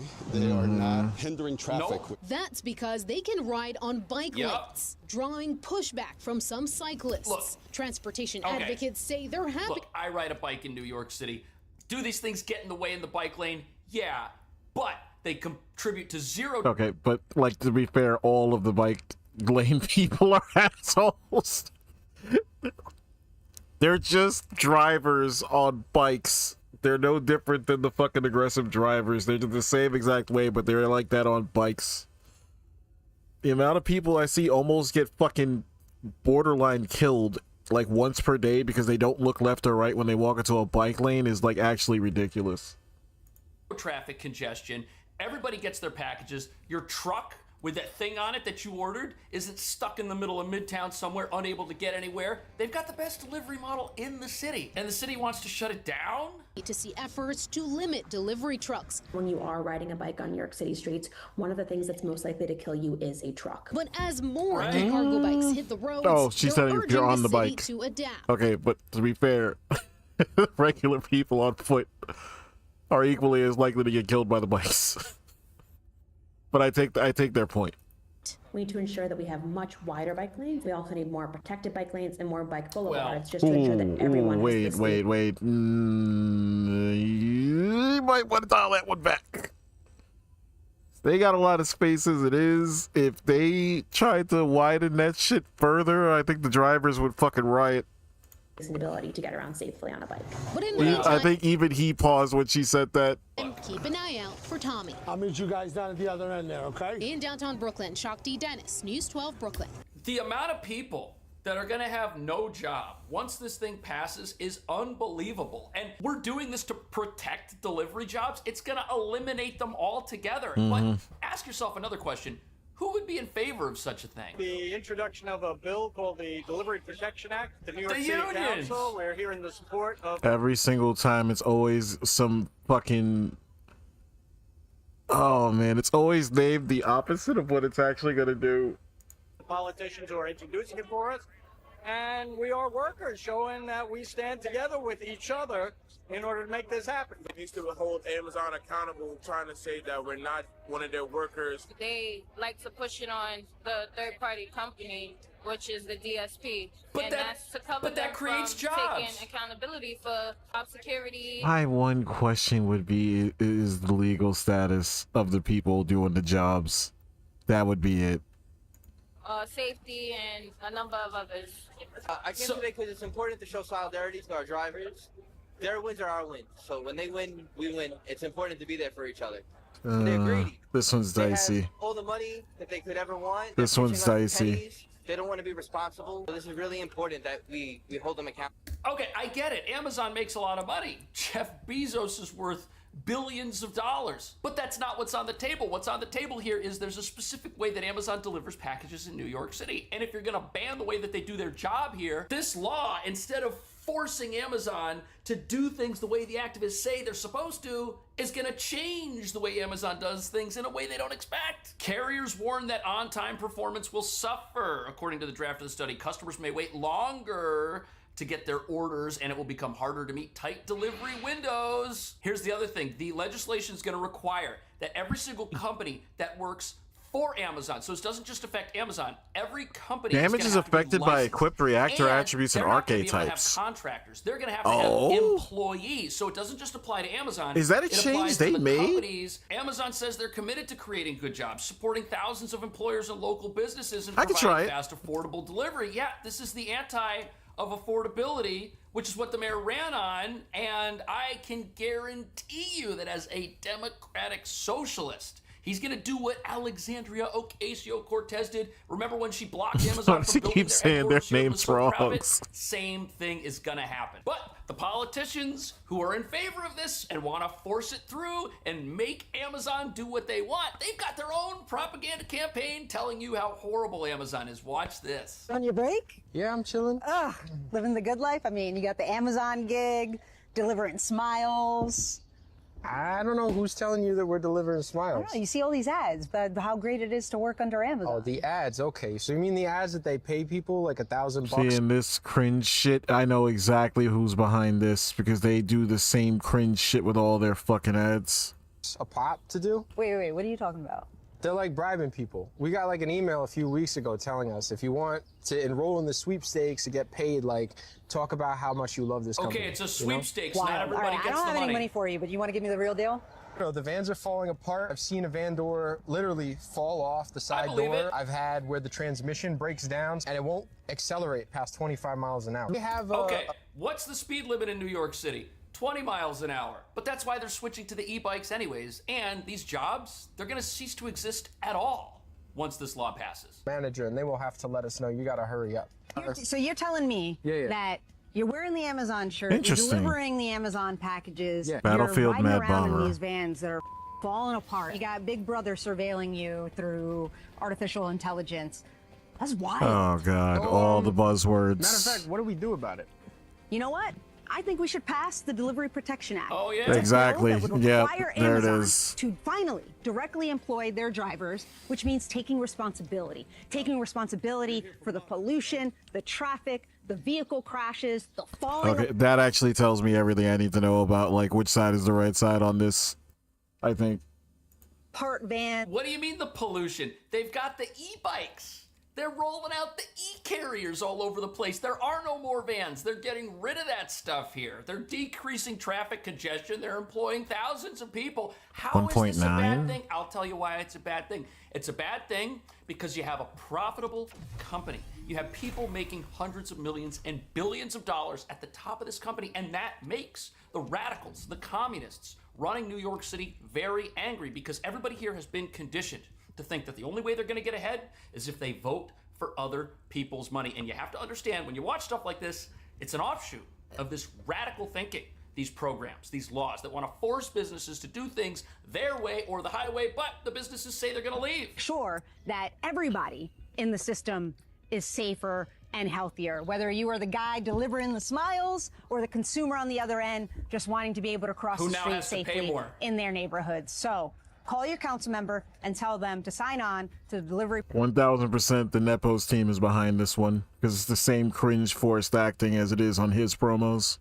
Protection Act so we can get it done. That would be bad news. If Mom Donnie signs this thing, There he which is. I can't believe he won't. Look at this. Other companies, including FedEx, DHL, FreshDirect, DoorDash, every logistics provider in the city They'd be would required also to be required to apply? comply with this stuff. So it's not just your Amazon packages that are going to stop showing up at the same prices they used to. It's going to be your food from DoorDash, because now DoorDash Jesus. is going to have employees as well. It's going to affect them. Every delivery service in town is either going to shut down or cost so much money that you're going to have to walk to the store yourself. They're saying this is about Amazon avoiding legal liability. That has nothing to do with it. Their business model doesn't work if they have to employ every single person. These businesses are done. Look, here's a company. They employ 100 drivers. These drivers are paid $20 an hour for operating these e-bikes and $23 an hour for driving around in a van. That's way above minimum wage. These are better jobs than bottom of the barrel jobs, which is what we're being told they are. We're being told these are people who are being exploited. They've got the worst working conditions. But as you're about to see, Amazon, every delivery company in town, they're not the only businesses that are on the chopping block. Look at this. Business after business shutting down in Lower Manhattan. Local owners saying that they're struggling to keep up with the rising cost from regulations tied to climate rules. And now they're asking the state to make some changes to save their livelihood. Hannah Klieger has the story. We got so many laws here, no one can work. Lowered gates and hanging locks are a common sight in Manhattan's Civic Center. It's almost like our own government is pricing us out. Rising costs. It is that your own government is pricing you out. That's exactly what happens. It's not almost like that. It is that. Rising costs are causing strife for small businesses like flower shop owner Patrick Hall. I took on the cost of decommissioning the gas-burning boiler and installing a split-system HVAC system because we are a florist, so we have to have heating and cooling. Leaders from chambers of commerce citywide gathered to call for change. Oh, We these empty saw stores. in 2025 was the first year since COVID that we had more businesses closed than open. Oh, so last year in New York City, more businesses shut down than opened. Think about that for a second. We've got a city dealing with an affordability crisis. We just elected someone who is a self-proclaimed socialist to fix that affordability crisis, but businesses are shutting down at a record pace. And nothing that the mayor has proposed is going to keep those businesses open. All he's talking about, jacking up the minimum wage, more regulations, more fees on landlords. That's going to jack up the cost for even having a storefront. And then we got all these environmental regulations on top of it that are causing business owners like these guys to spend tens of thousands of dollars revamping their dilapidated storefronts and what? For what? So they can shut down too once they go bankrupt? That should be a red flag for Should anybody. These challenges are leading to empty storefronts, and that's why they're pushing the state legislature to pass Governor Hochul's reforms to some of the climate goals passed by New York State back in 2019.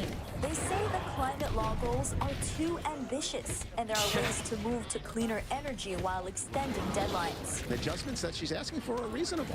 They're reasonable. Extend the mandates to 2030, reevaluate the interim goals for 2040, but don't abandon the final goals in 2050. We can get there. I already saw an increase from the previous month in my Con Ed bill. A spokesperson for the governor says utility rising bills are costs going are up. driven by the Trump administration and that she is pushing for common sense reforms that Oh, it's Trump's fault that these businesses can't survive. Of course. I mean, it's not our laws that we passed, that we voted for, and that we told everybody were a good idea. No, it's not us. It's Trump. Even though he doesn't control local energy policy, even though he doesn't pass these local job-killing laws. And certainly here in New York City. This is the comptroller. Working today than at any time in the history of our country. Trump's And right. 100% of all jobs created under my administration have been in the private sector. But I can tell you here in New York, job creation over the past year has come to a halt. Well, why is that? Specifically, home health That is a care bad aides. framing We off the actually rip. brought That immediately you would ask why that in New York is. City over the past year. The job outlook in New York City is especially tough for young people. Okay, but let's ask ourselves, Why? is this? Correct. Why is New York City losing jobs? We just heard we've got so many regulations that the jobs are shutting down and shipping out. We're trying to cancel jobs in industries like delivery because we want Amazon to employ everybody. And nobody wants to run a storefront because if you want to put your business in one of these dilapidated storefronts that have been abandoned for years, it's going to cost you so much money you'll never earn it back, and your business plan is worthless. And then the ages of people not being employed. You want to know why employment is huge among young workers in New York who are just getting started? We're graduating students from our schools that don't have the skills necessary to meet our jacked up, overpriced minimum wage. So what happens? Those minimum wage jobs, they go to people who've got the skills for the hourly rate, and those are not our graduates. But New York City doesn't want to take responsibility for that. Including those with college degrees. The unemployment rate right now for age 22 to 27 is 6.5% in rising. It's just very hard for young people to break into the workforce. Because the businesses are gone. Happening. In part, it's all the economic uncertainty and turbulence created by Trump himself. It's competition that New York is facing from other parts of the country. Okay. It's not Trump's fault. The armadas of storefronts are shut down. It's the fault of the government that makes it too expensive to open these businesses. It's not going to be Trump's fault when Amazon moves 10 warehouses to New Jersey. And it even says right here on the screen that Wall Street giants like Goldman Sachs and Bank of America are building in Texas. Why are they doing that? Because they don't want to be in New York, where they're going to have millionaires' taxes and wealth taxes, and they're going to make it so expensive to operate that it doesn't make sense to operate. That's the problem. Including finance jobs, we are starting to see the early stages of entry-level white-collar jobs being reduced because of the That's not impact of Trump's AI. fault. New York City needs to support fast-growing sectors here, like tech, green energy, and life sciences. And we need to cut red tape to make it easier for businesses to hire. This I agree and with. We need to help young people start their careers. Right. With paid internships, hiring incentives, and partnerships between employers and CUNY in the public schools. How about a partnership between the city and Amazon that doesn't delete all of the jobs that are about to be shipped to New Jersey with their new law? What do you think about that? I'll see you in the next video. Fucking glowing. Still a term.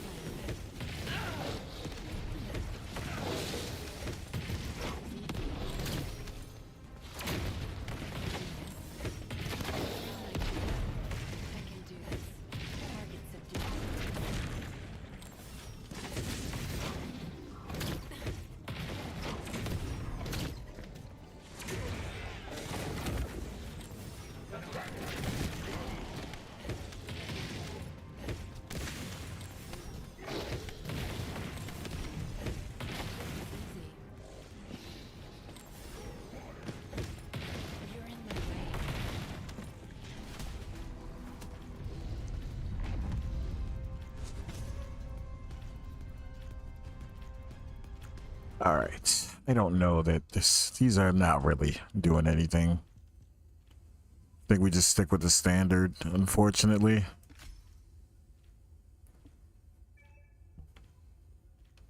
Just take the flat 15% and call it a day.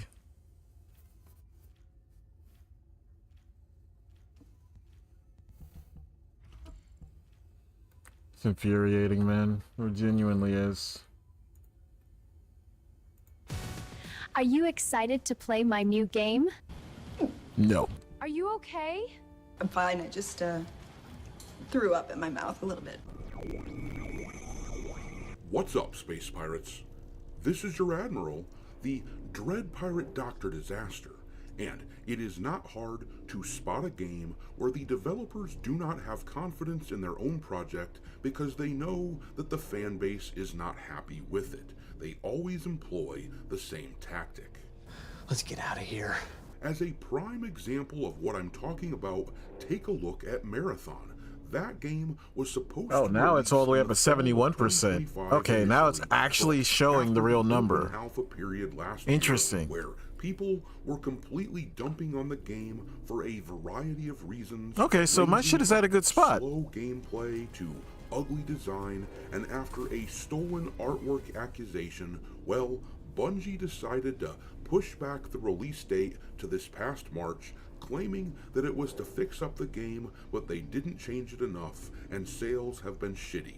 Assassin's Creed Shadows did that same sort of thing after a slew of controversies of their own making, embracing progressive shit in their game. They pushed the game back from November of 2024 to March of 2025. They claimed it was to touch up their game, but everyone kinda knew that they were just waiting for the controversy to fade away, but that controversy was something that they could not outrun, and sales for that game were sluggish. There is no escape. Well, the upcoming Fable game appears to be in a similar position. The two major trailers that they released for this game at the Xbox Game Showcase in 2023 and 2024, those were both ratioed really badly because they featured this hideous ogre right here as the main protagonist for the game.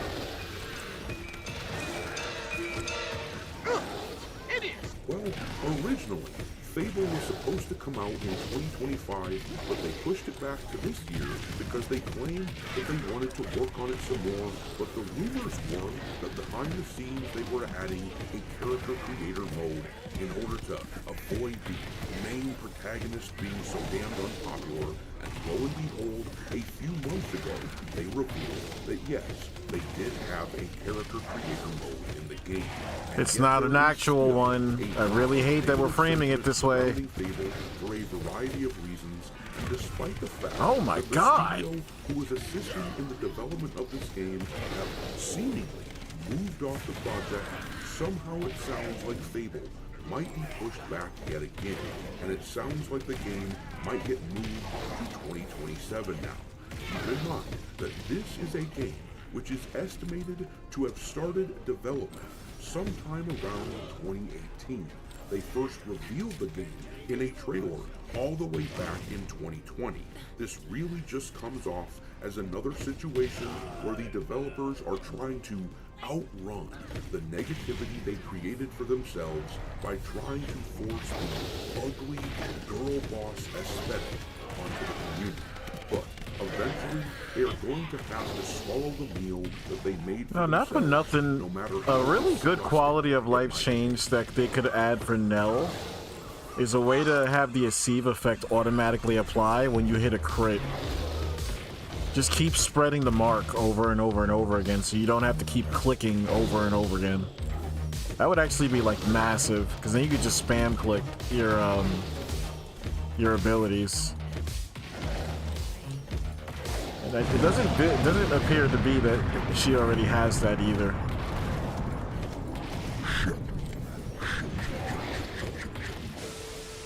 Alright, you hearties, make sure to hit that like button on this video and subscribe to the channel if you haven't done it already.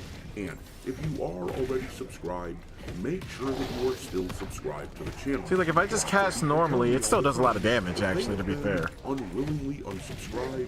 Anyways, some important I almost want to get my fucking crit rate to 100%. at this supposed delay of Fable. But yeah, now you see the mark isn't coming anywhere. Like, I have to fucking scan to get the mark. Playground Games has supposedly stopped assisting on the game ostensibly because the game is basically finished and does not need the outside assistance any longer.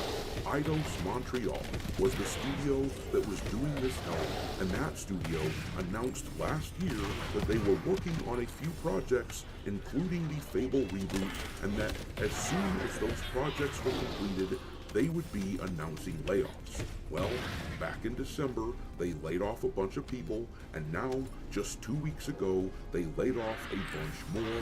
In fact, all the layoffs account for somewhere around a third of the developers that worked at that studio, according to reports.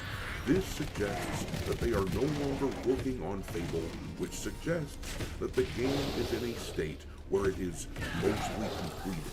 That seems like important context for any talk about why the game. That would explain why they're posting on Twitter the way that they are. Xbox fanboys out there who will be trying to defend the game, saying that the studio just needs more time to cook, and we don't want to rush them. But come on, they have been at this for damn near a decade now, and all signs point to the game being pretty much finished. I think the real reason these guys keep pushing the date back is because of this right here. The trailers for this game were crushed by people. Absolutely crushed. But what would delaying So many of do the to fix game that, though? Like, that doesn't make any seem to be sense. Under the impression that if they delay long enough, that eventually people will just forget. That's retarded, bro. Come The delay on. for Fable is being blamed on wanting to avoid GTA 6 and their release date. But as Paul Passy wrote on X here, GTA or not, I don't believe this thing is coming out in 6 months.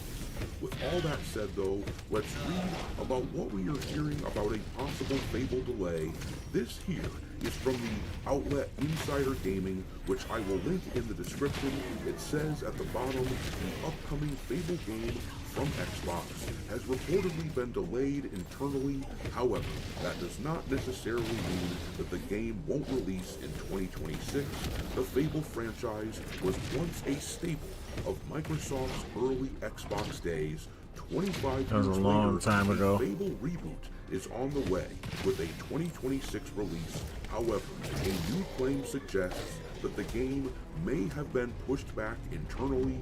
Talking about Jeff Grubb? This is because the team behind the Yeah, they're talking about release Jeff Grubb. is concerned about the launch of Grand Theft Auto. Okay, let's do our due diligence here. Did anybody talk about it? No. Okay.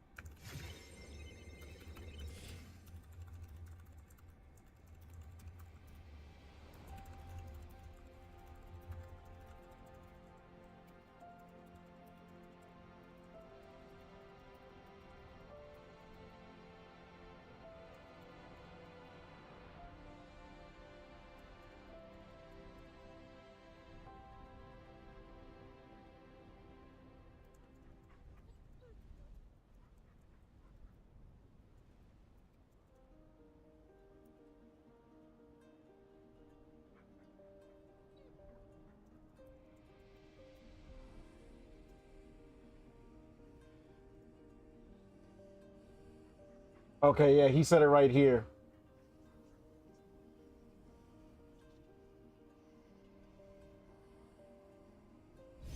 Okay, I can believe this then. We already saw it. 6 due out in November of this year, Jeff Grubb recently noted that he's heard claims of the game being delayed internally. However, according to him, Microsoft still has plans to release Fable in 2026. The game could potentially target a launch in the final month of the year. And actually, I've got the clip of Jeff Grubb directly talking about the situation, so let's just listen to what he has to say in his own words. And then there's Fable. I'll say that I've heard that Fable has been pushed internally. That doesn't mean that it's coming out next year. Apparently, they're still trying to get it out this year, but they are worried about the launch of Grand Theft Auto 6. And so if it's getting delayed beyond the release of Grand Theft Auto 6, that could push it into December, which might make it a prime candidate to get delayed into 2020. So the thing with Grubb here is that I could absolutely believe the half of this little report of his that the delay is happening. The part where I would not believe him is if it has anything to do with GTA 6. I think that is something that is very convenient that he could say to basically hide a bigger issue. My hope is that if this is delayed into next year, it's specifically because they are trying to add an actual character creator and not just this Warhammer 40k thing where you just have selectable heads, essentially, like they did with the Femstodes. And like everything we've seen so far points to it's just selectable heads because like the characters still walk like the opposite genders, and it's something you can't unsee once you notice it, and it's a bad look all around. Like they need to have an actual character creator and not just, hey, we'll give you 4 heads to choose from, you pick one and now it's your character the way that you. No, that's not going to work. 7. So while Xbox will have a lot of games coming out this year, that's one that there's still a big question mark around. So I actually agree with Paul Tassie's assessment. Something about this situation with Fable makes it seem like the game is just not launching in the fall of this year. Xbox has been too quiet about this game. They haven't been hyping it up enough to make it seem like this is going to be one of the big Xbox launches this year, and I think a lot of that has to do with the fact that they are taking the temperature in the room and seeing that people have not forgotten the trailers that they despised for this game. This is the only part where he's losing me, is this whole angle of if they delay enough, people will forget. This is retarded. This is absolutely retarded. There's no world where people are just going to forget because they keep delaying the game long enough. Every single time it comes up, that character is going to be there front and center or somewhere in the promotion, because if it's not, then it's a clear-cut tell that there's a problem, and then it becomes a different headline. So they have to commit to showing this character at all times, which means the minute they do, everybody, even if they did forget before, they're going to remember the minute they see the character again. So this whole talking point is really fucking stupid.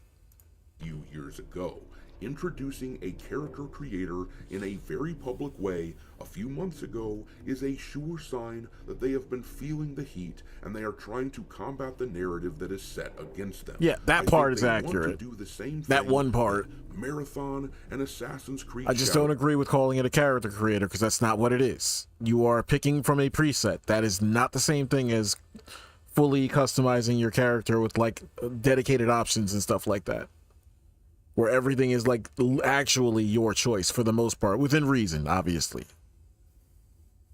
But what they presented, they didn't give a number, they just said a range of selectable heads.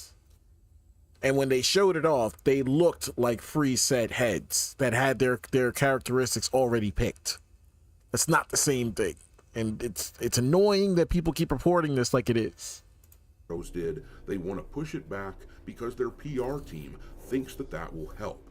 This is really awful for them, though, considering that they have been making this game for what is likely around 8 years at this point, with the average salary of a Playground Games dev being around $100,000 per year, 31. And considering that they have had over 300 employees working on this game for a long time now, not to mention the cost of Eidos Montreal helping out, adding another 100 or so employees to the development of this game, well, their development budget is likely well over $250 million already. So, delaying any further just exacerbates that issue, and frankly, I do not buy the GTA 6 excuse. Not because I don't think that studios are going to avoid releasing their games during that specific window. Obviously, releasing a game in late November competing against Grand Theft Auto is a silly idea, but with a supposed release window of fall of 2026, that leaves the door open for coming out in September or October. And if a game comes out during those months, I don't think that GTA will give them many problems at all, provided that they are games worth playing. In fact, those are often prime months for gaming, and in fact, if they did release in December instead of, say, October or September, if they come out in December, they will be directly competing with GTA, which will have been released by then. So I don't think that any delay that we're talking about here really has all that. I don't think there's anything that's put a definitive stamp on GTA at this moment. Like, that's one of those games that you don't really put a definitive stamp until, like, it's actually out. The gaming industry will not just completely avoid those first few months of fall just to avoid Grand Theft Auto. So no, I just don't buy this excuse that it is only the release of GTA that is causing this delay. It wouldn't surprise me if GTA had something to do with their plans, but no, I suspect they are simply running away, and I suspect that it will likely now come out as an early 2027 release at this stage. But I'm gonna leave it there. What do you make of this news that Fable is pushing back their release date? Do you think they're running from the wrath of the chuds, or is it just due to the release of GTA 6, or is it some combination? I don't even think that. Drop your thoughts into the comment section. I don't even really think it's us they gotta worry about. Thanks for watching, you hearties. If you haven't already, your admiral is in. That's not even a concern. They don't have to worry about our side at all. What they're gonna have to worry about is the lack of people on their side. That's actually what always does them in. It's not us. Because we've already decided if we're going to play something or we're not going to play something, so that doesn't matter. It's really their own people and their own supporters. And I'm an OG fan of the original trilogy, like a big one, kind of a hardcore one, and like everything that I saw, it just doesn't look like it was made for the OGs. So, you know, I've already made my decision for the most part. That doesn't mean that I kind of want everyone else to suffer though. Like if they create something everybody else is happy with, you know, more power to them, but those people have to show up. It's not on us if that game flops, which I do kind of think it is going to flop.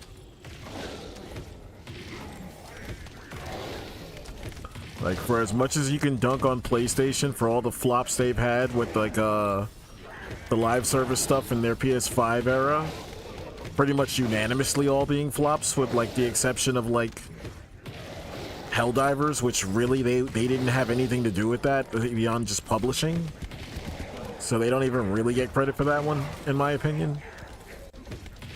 Xbox has been fumbling shit this generation all across the board as well. This generation has had two very, very, very good consoles and had nothing to show for it, and it's absolutely infuriating. 6 years later.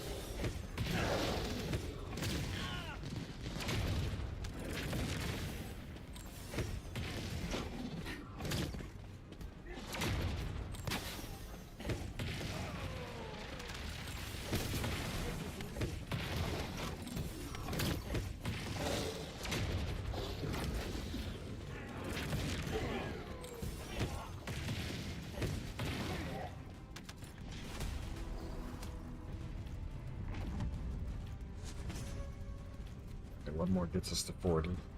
Welcome back to a series so godly, even Kratos subscribed. In today's video, Asmongold has finally been unbanned on Twitch, and he is calling out the insane double standard. New Hassan clips have surfaced of him being explicitly racist to several groups of people. The situation gets much worse when Hassan actually uses the same terms Asmon did, talking about, quote, goat herders, and still not getting banned. Politicians are now campaigning for Hassan to be deported from America. They are calling him a terrorist supporter and an enemy of the USA, bringing up his infamous quotes. They are even bringing up the clips of animal abuse and him yanking his previous dog's tail.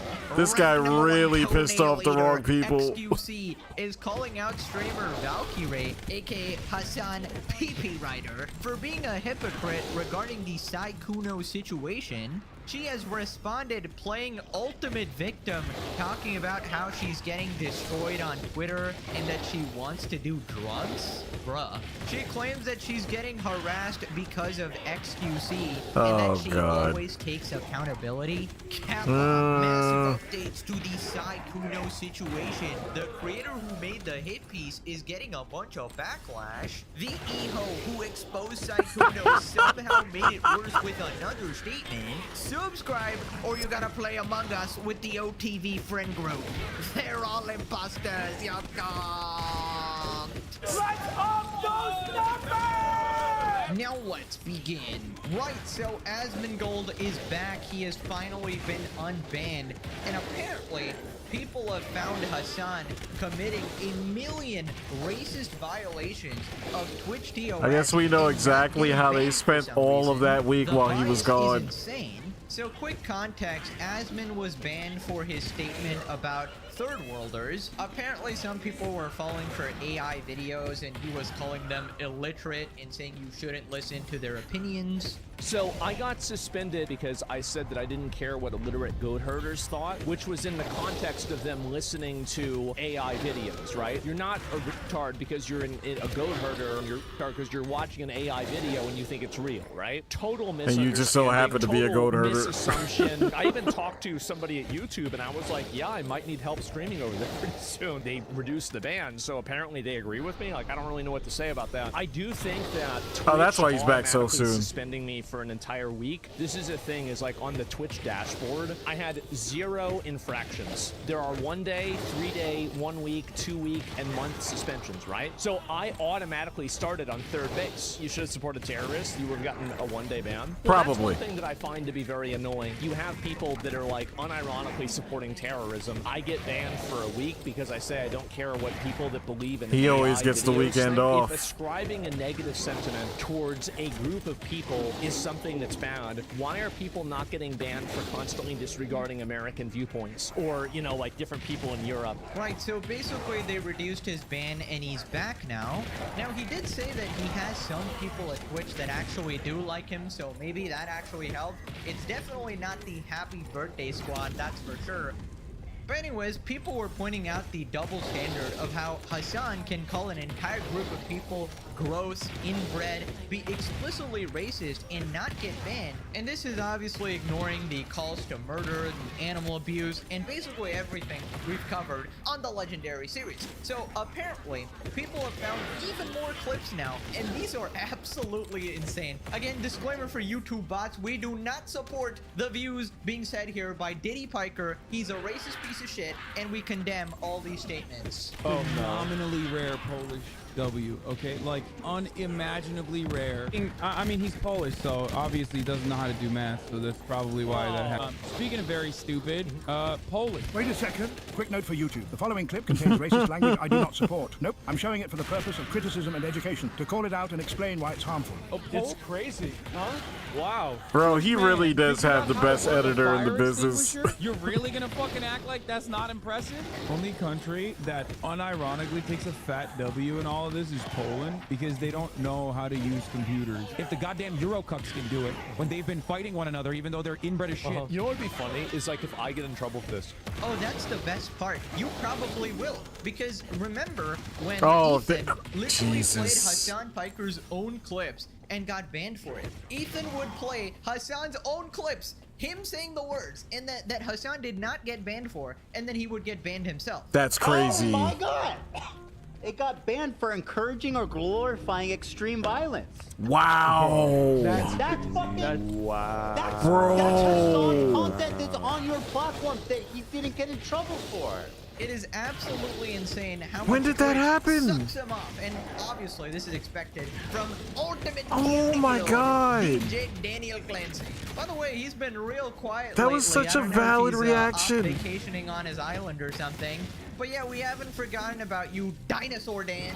Also, wow, is anybody surprised? There is another group of people that Hassan hates, and this time it's Polish people for some reason. And this guy, he isn't even hiding anything.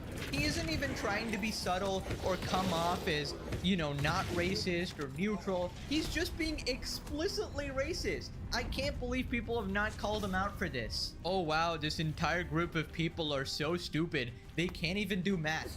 What do you call that? That is straight up just stereotyping an entire group of people, being racist. Like, shut the fuck up, Hassan. Like, this guy has the audacity to call other people racist on a routine basis. He can never open his mouth again about racism, bro. How many groups at this point, like black people, Asian people, Jewish people, you're collecting them like Pokemons. You know, the thing about Hassan is that he's unironically becoming that meme, you know, where it's like, guys, I'm not racist. I'm just racist to everybody. You know, I'm a dickhead to everybody, except he doesn't even follow that rule because he leaves out certain specific groups that he absolutely loves, like radical terrorists. That's his favorite group, right? For some reason, when it comes to terrorists, Hassan is suddenly the lawyer. He turns into Saul This is the Goodman, and he reverse. starts Do I things have a like, strike? Well, do you have the forensic evidence for the I could throw rapes on both and say October fuck 7th? the gold, Exactly. actually. Literally the most heinous piece of shit there actually is, bro. Like, I probably should can't do believe that. it. Every episode he gets worse. It's insane. Anyways, Let me somehow put an A it up here. keeps going. He starts talking about Angloids, right? And apparently this is like a derogatory term for English people. And he's talking about their skulls and like, I guess how stupid they are. Never mind. Angloid You know what? grandpappy? Didn't your uncle say that your grandparents were first cousins? Did you guys know that 10% of those married in the world are married to their first cousin? By the way, you think you don't know anyone who, you know, in America, you were joking around that 1 in 10, etc. My grandparents are first cousins. Really? Yeah. Might explain a lot. It does. I mean, this I is mean, an he said it. interesting coincidence, isn't it? You chinless inbred hick coming in here being like, my grandpappy came here under just means. Yeah, we changed it. Angloid skull must be studied for peasant brain. The Angloid peasant brain is a scientific. Wait, he's going into skull shapes? This is a whole new level. Now that's big. That's big picture. Real big picture. Before the Angloid dogs came back into the equation. Put some Angloids I in wonder how racist Hassan really is. Because, like, the way that he talks, man. Oh, you have no idea. You have no idea of Hassan's actual power level, right? This is only a What is the fraction actual of number? how racist Hassan actually is. Because you got to think, right? If he's Nice. doing this on live stream, in front of everybody, in front Let me of his see what the, extremely overly I mean, I woke could just audience, go- right? That he constantly has to pander to, right? He has to try to not offend any of them because he does the slightest thing that will call him racist, right? Except this type of stuff, which he just seems to get away with. So one must wonder, if somebody's so comfortable doing this sort of stuff on camera recorded in front of everybody, then what sort of shit is he saying behind the scenes? I mean, if we follow that logic, Hassan is probably more racist than the KKK, like straight up, right? Because he isn't even stopping at one group of people. There's like one after another, after another, after another. I've never seen a 81%. Okay, man that's get the real exposed number. so It changes badly as soon so as you many get out of times, the so many different clips. out of And you know the Albion. best part about this is that whenever something appears 400% in the on. legendary Okay, series, 4 times in a damage on couple crit. weeks or That's months, it pretty then good. goes viral on Twitter. Then it appears in front of all of Hassan's enemies, whether it be Democrat politicians, Republican politicians, neutral, you know, just people who haven't decided if he's a scumbag or not, and then he gets canceled by mainstream media. And then basically everyone starts to realize what a scumbag he is, right? So it all starts in the slop universe, but eventually he gets totally screwed and everyone starts playing these clips over and over, right? The politicians are playing the dog yanking. 2 seconds, 2 seconds.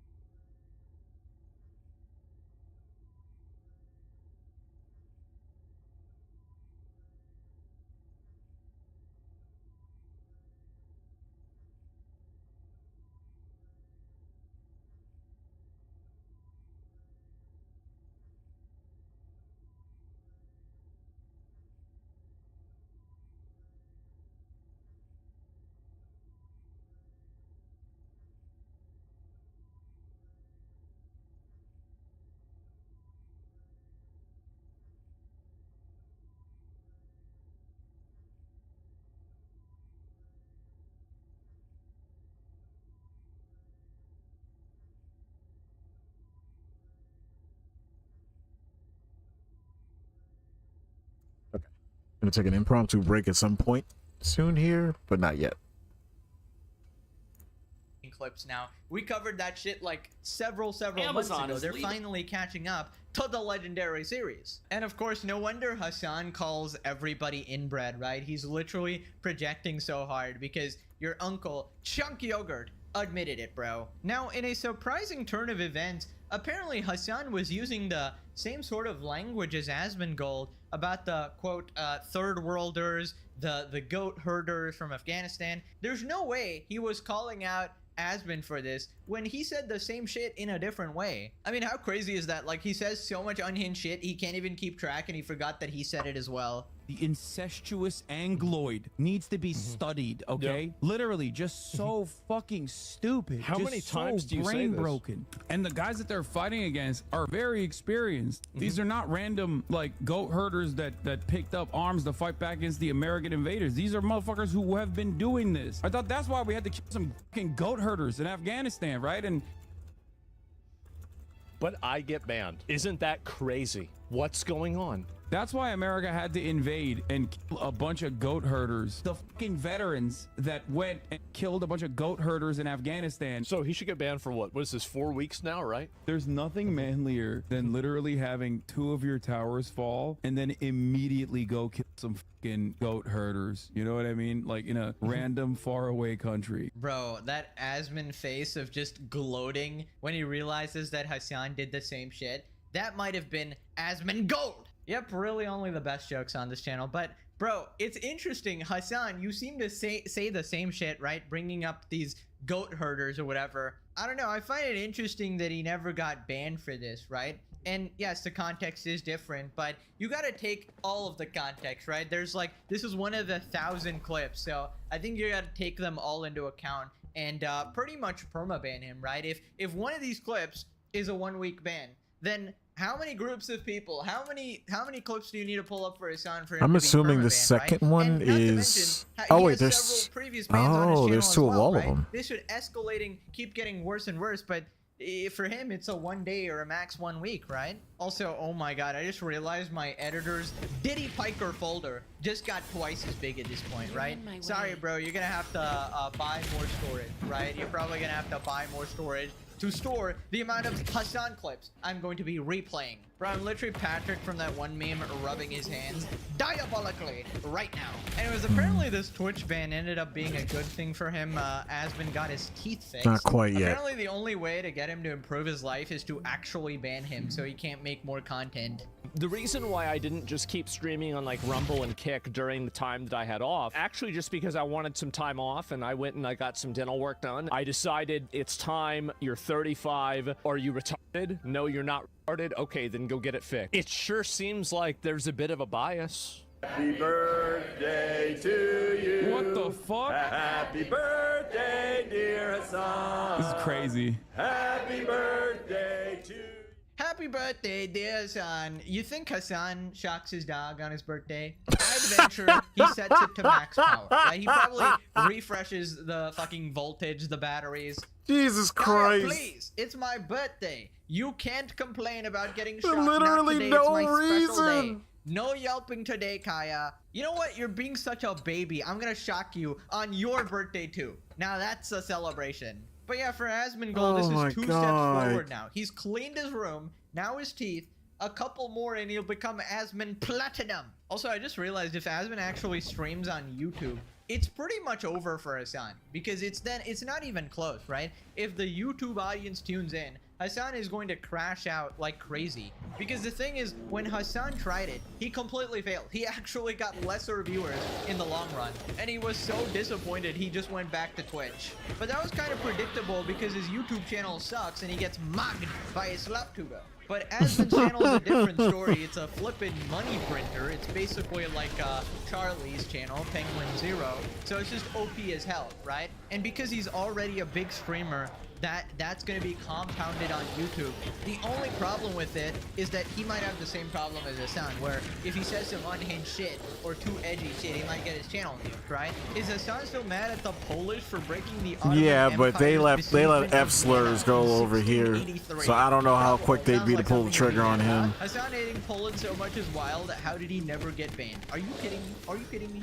Hello, DJ Daniel here. What a stupid question, Mr. Joel 420. What a colossal moron. I'm literally spitting in the face of TOS, and these people are still asking this question. Don't you see, you fool? I am firmly latched onto Hassan's schlong. I will never get off. Over my dead body. DJ Daniel out. Wow, that feels weird. It's been a long time. It's been a long time since I was possessed by Daniel Clancy. But thank you for keeping it short, Dan. I'm Polish, and seeing how much Hassan hates Poland makes me love my country even more. Twitch is in their Joker arc. It's not about the ban, it's about sending a message. There has to be a lawsuit somewhere in here. This is blatant favoritism. Bro, people have been saying this for a while, and like, there's something brewing. I swear to God, okay? It's accumulating.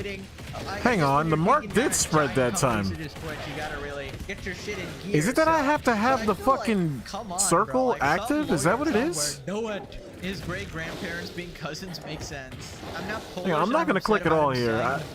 Every time this man gets banned, he fixes a crucial Does he already? problem in his life. I mean, does she already have this? Hassan literally said you can find something poetic in the mass shooting of Iranian protesters and get absolutely zero warning. Well, he says a lot of things I guess paraphrase somewhat. Right, so apparently a politician wants Hassan deported from America now. Buddy, no. get in line. Hassan and Randy Okay, I don't. flash on the timeline over who's going to be deported. He said, buddy, you're getting deported to Israel. We got Congressman Randy. I was born in the U.S. My parents were born in the U.S. 2 of my grandparents were born in the U.S. Neither of the other 2 were born in Israel. I never visited Israel until I was in my 30s. Like I said, America is 9/11, this capitalist thing, Medicare fraud thing. This is the Democrat Party. Look how quickly these demonic racist Republicans cry when you retaliate with a fraction of the cruelty they spit out on a daily basis. This is why I'll always prefer a vulgar person who fights these monsters than someone who will be civil with them. We got Hassan Piker is a Hadist. Hamas is 1,000 times better, and it's just some of his greatest hits. My favorite song is Hezbollah. Georgia is against stairs and sleep apnea, you dumb bitch. deport. And yeah, it's the fuck? Randy is a fat Rhaegar, but he kind of cooked Hassan here, bro. I love how this always happens. Like, it could be somebody you absolutely hate, but as long as they're fighting Hassan, everybody just gets on their they side. just And what does immediately it mean take when their you're side. fighting with the Republican guy, the Democrat lady? Like, brother, you just hated by everyone. Right, so they continue, and this time they're bringing up Hassan abusing his previous dog, yanking its tail, and I'm so glad all these clips are now getting this sort of mainstream attention. Randy Fine continues his beef with Hassan and brings up the dog tail. And yeah, basically says in this video, you can see he's abusing a dog, torturing it. This sick and disturbing, I choose dogs. Randy threatens And it here we too. have the Don't leave that part out. But you know what happened? He just yanks the dog's tail. He's like, if you move right now, I'll if you run fucking right kill now, you. I'll freaking kill you. Classic piece of shit, Hassan. He needs to catch up. Someone should just tell him to watch any of the YouTube series of the legendary Tales of Hassan, 10 Toes Piker, and his Adventures of a Champagne Socialist. He's about 4 seasons behind. Brother, legendary goes before series, okay? But I respect the promo. Peppering them with wads of cash. Him sitting in Cuba, I guess. It's crazy to see politicians aware of these things. Yeah, I mean, we had the Democrat It's lady, also we weird got seeing this that they know about Republican it. guy. We got complete randos on Twitter who were just shitting on him. I mean, it's lovely. He watched Pegasus. True. The legendary series clears. True. Right, we got this terminal Hassan dick rider here. Her little paw on his thigh. I can't. The sweetest girl. And it's just Kaya. By the way, this is not how an abused dog acts at all. Oh my flipping god, bro. These people just make a billion excuses. We saw him shock his dog. Don't believe your eyes. Don't believe your ears. Kaya never yelped, guys. It was AI. And this guy's basically a Hassan clone. Every single one of his takes is the most brain-dead, stupid shit I've ever seen. We got Hassan's editor first reply. Are you kidding? She's forced to go multiple hours every day without kisses. Often 6, sometimes 8. It's abject cruelty. You're right, I will become an Ethan Klein fan. You guys are so What are the funny. odds This that they're jerk the you same cut off, guy? don't ya? What a deranged tweet. Not every abused dog will look like a terrified mess. Please stop tweeting the dumbest stuff imaginable. You make us look insane. Who's us? Things will continue until morale improves. Hassan the dictator. This is not how a straight man looks. Oh, brother. There's no way God OJ did it. damn. Look how happy they are. Oh my god, what a beautiful couple. You're saying abused women don't love their husbands? Come on, dude, that's not cool. Would you say this about a woman who's been abused by a man? No, no. Don't use logic. Don't use logic. Yes, it is lol, and we got the cage fight clip. Hassan gurgling with the saliva. Kaya is really funny when she's scared. Being scared, but it gives me anxiety. Maybe it's me. No, I want her to bite her. What do you mean? That they had to chop it. He does a fake laugh. Jesus Christ. Thank you for cutting that off. Streamer alone. This is not how an abused woman acts at all. Wow, they get along so great. Moving on to the Valkyrie drama. She's apparently beefing with XQC and they're messaging each other offline. Basically, this all started because of the Saikuno situation. Quick context, infamous 34-year-old Wait, but he didn't even say anything about her. What the was fuck? exposed as a cheater and a horny loser, basically. As far as I going know, after he said something about Ebert. sit-up. Now, the person who exposed him was also super dramatic, calling him a predator, which could be mistaken as going after underage people, so people were calling her out. She was also desperately trying to get back with him as the main chick and not side hoe. Anyways, XQC was defending Saikuno, and he called out Valkyrie for being a hypocrite, for tweeting out that she's disappointed while not calling out her other friends. XQC calls out Valkyrie for speaking out Saikuno maybe he did. cheating, but staying silent on Hassan shocking his Oh, dog. well. They're spineless, that's why I called Jillywig. Where is all this energy for Kaya the shock dog? It was radio silence because the master of the orchestra was orchestrating people to not speak, avoid this, do that. Because, again, his current social value is elevated. So, since his value to them is elevated, everybody is extremely soft to that, to the point where they're getting directed on what to do. Saikuno's the social value is almost his currency in that way has gone down a little bit, right? At least in their eyes. He's the bad guy. They spineless. They're people are made of jello. like, it's why I called Jellywig last time, because I saw him in real life. We had this argument about the Kaya thing, and we were on an understanding, not just the, oh yeah, I think about this, like elaboration, like complete breakdown. And then he goes on stream, by the way, guys, I'm not a shot caller, and I'm not gonna talk about it anymore. Bye. You see, I'm like, that's fucking Jellywig. So yeah, these people they're so malleable, they're so predictable. Like it's so sad. You can predict the reaction that people are gonna have a mile away, a week away, bro. You know exactly how everything's gonna play out. Bro, you don't even look at Twitter or fucking whatever. What was that? If you want to know Oh man, it's a major pet peeve when people don't finish their sentences. Take what they're talking about as viewer count. I fucking hate when Richie does that. The risk or trade-off or whatever. Boom, there's your answer. Finished. It's like, bro, finish your thought before you move on to the next one, please, for the love of God. XQC, big fan of the Legendary series. What did I tell you? Everybody's watching. Everyone's a fan. My haters, my non-haters, young people, old people, aliens.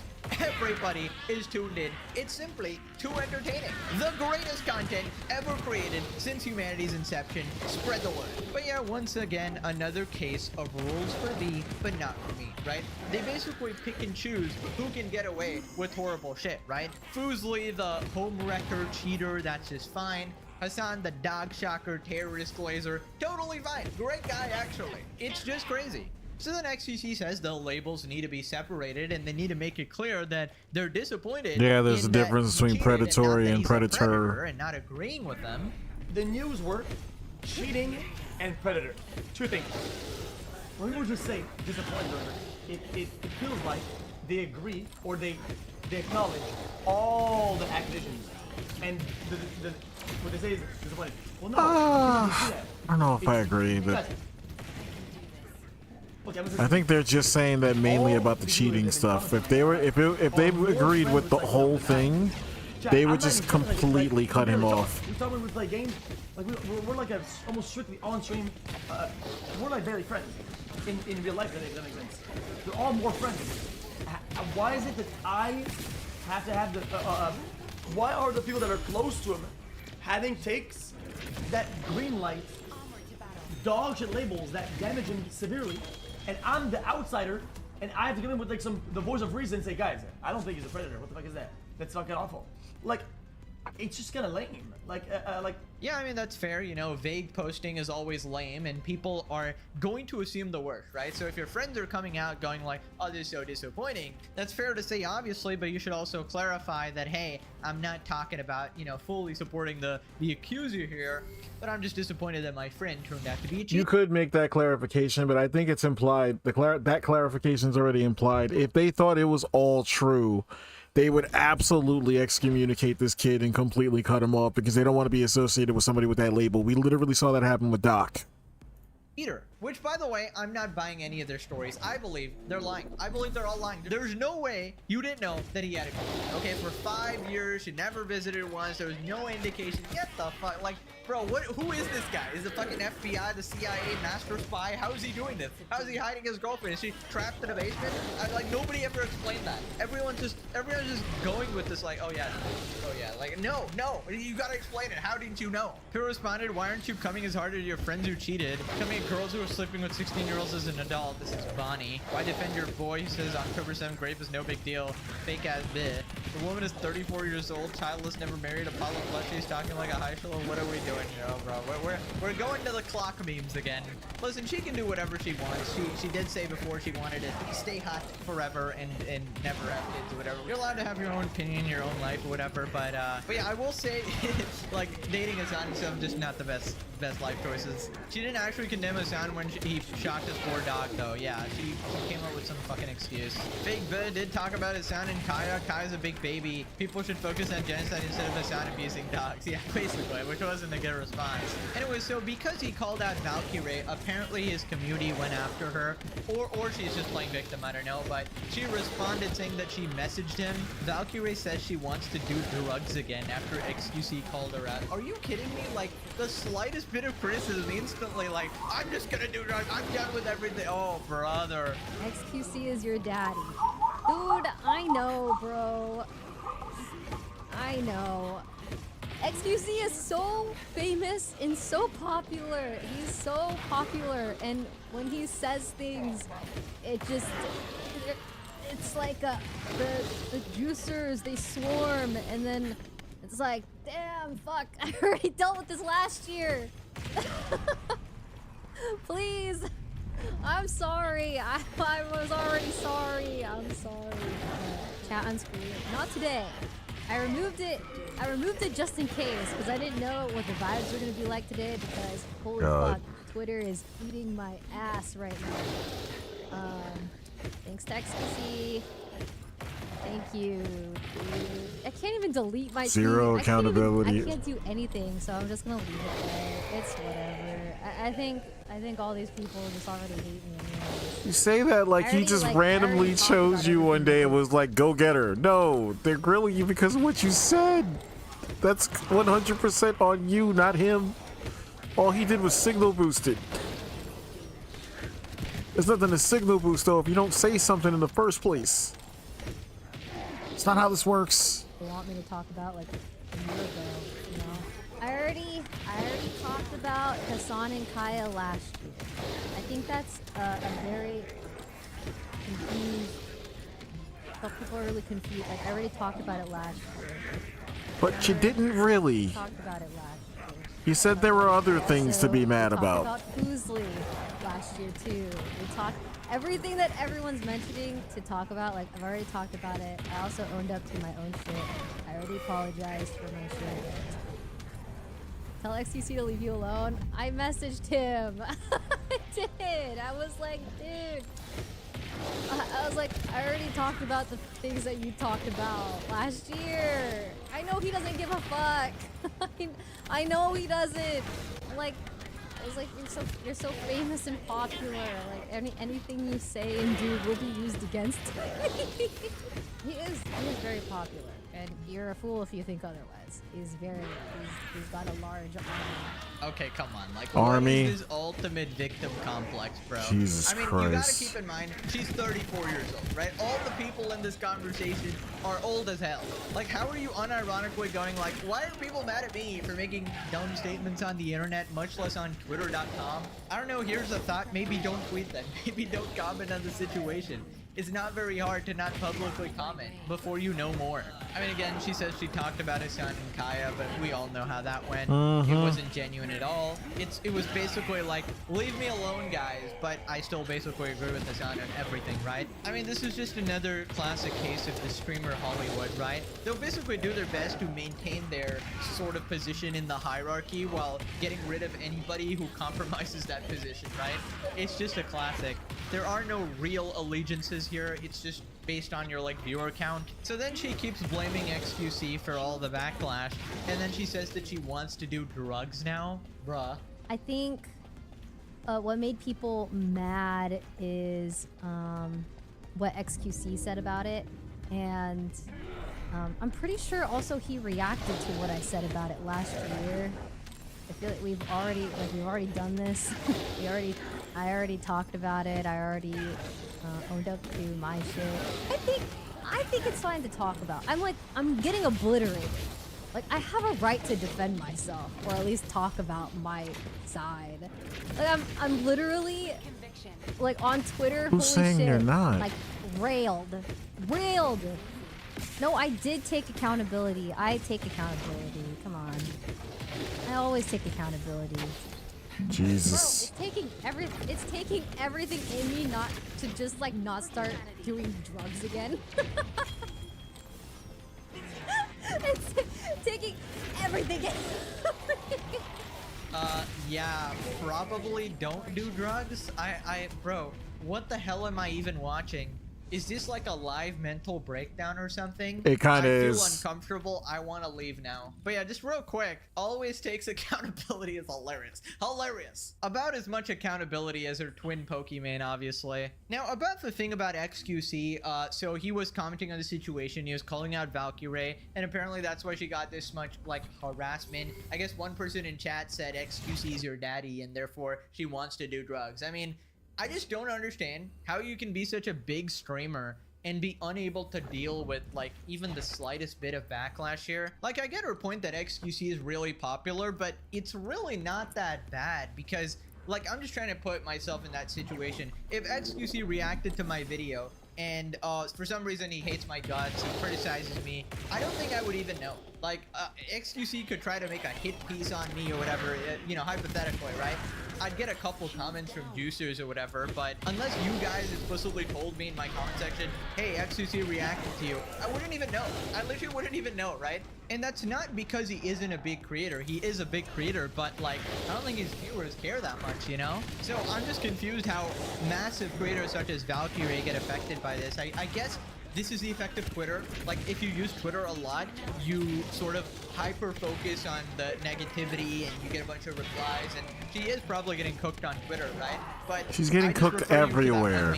Turn off the computer now. Just turn off the PC, walk away, all right? I guess I'm more unaffected because I don't use Twitter. I mean, I use it for videos, And that's why you're demonizing it as hard as you are but yeah, too. I'm so confused with everybody's after me. Like, you don't have to tweet. You don't have to do drugs either, all right? Like, holy shit, you just have to install a little bit of common sense, right? In fact, a great start will be watching the Legendary series. In fact, statistically, anybody who watches the Legendary series, their life improves. Their life improves drastically, all right?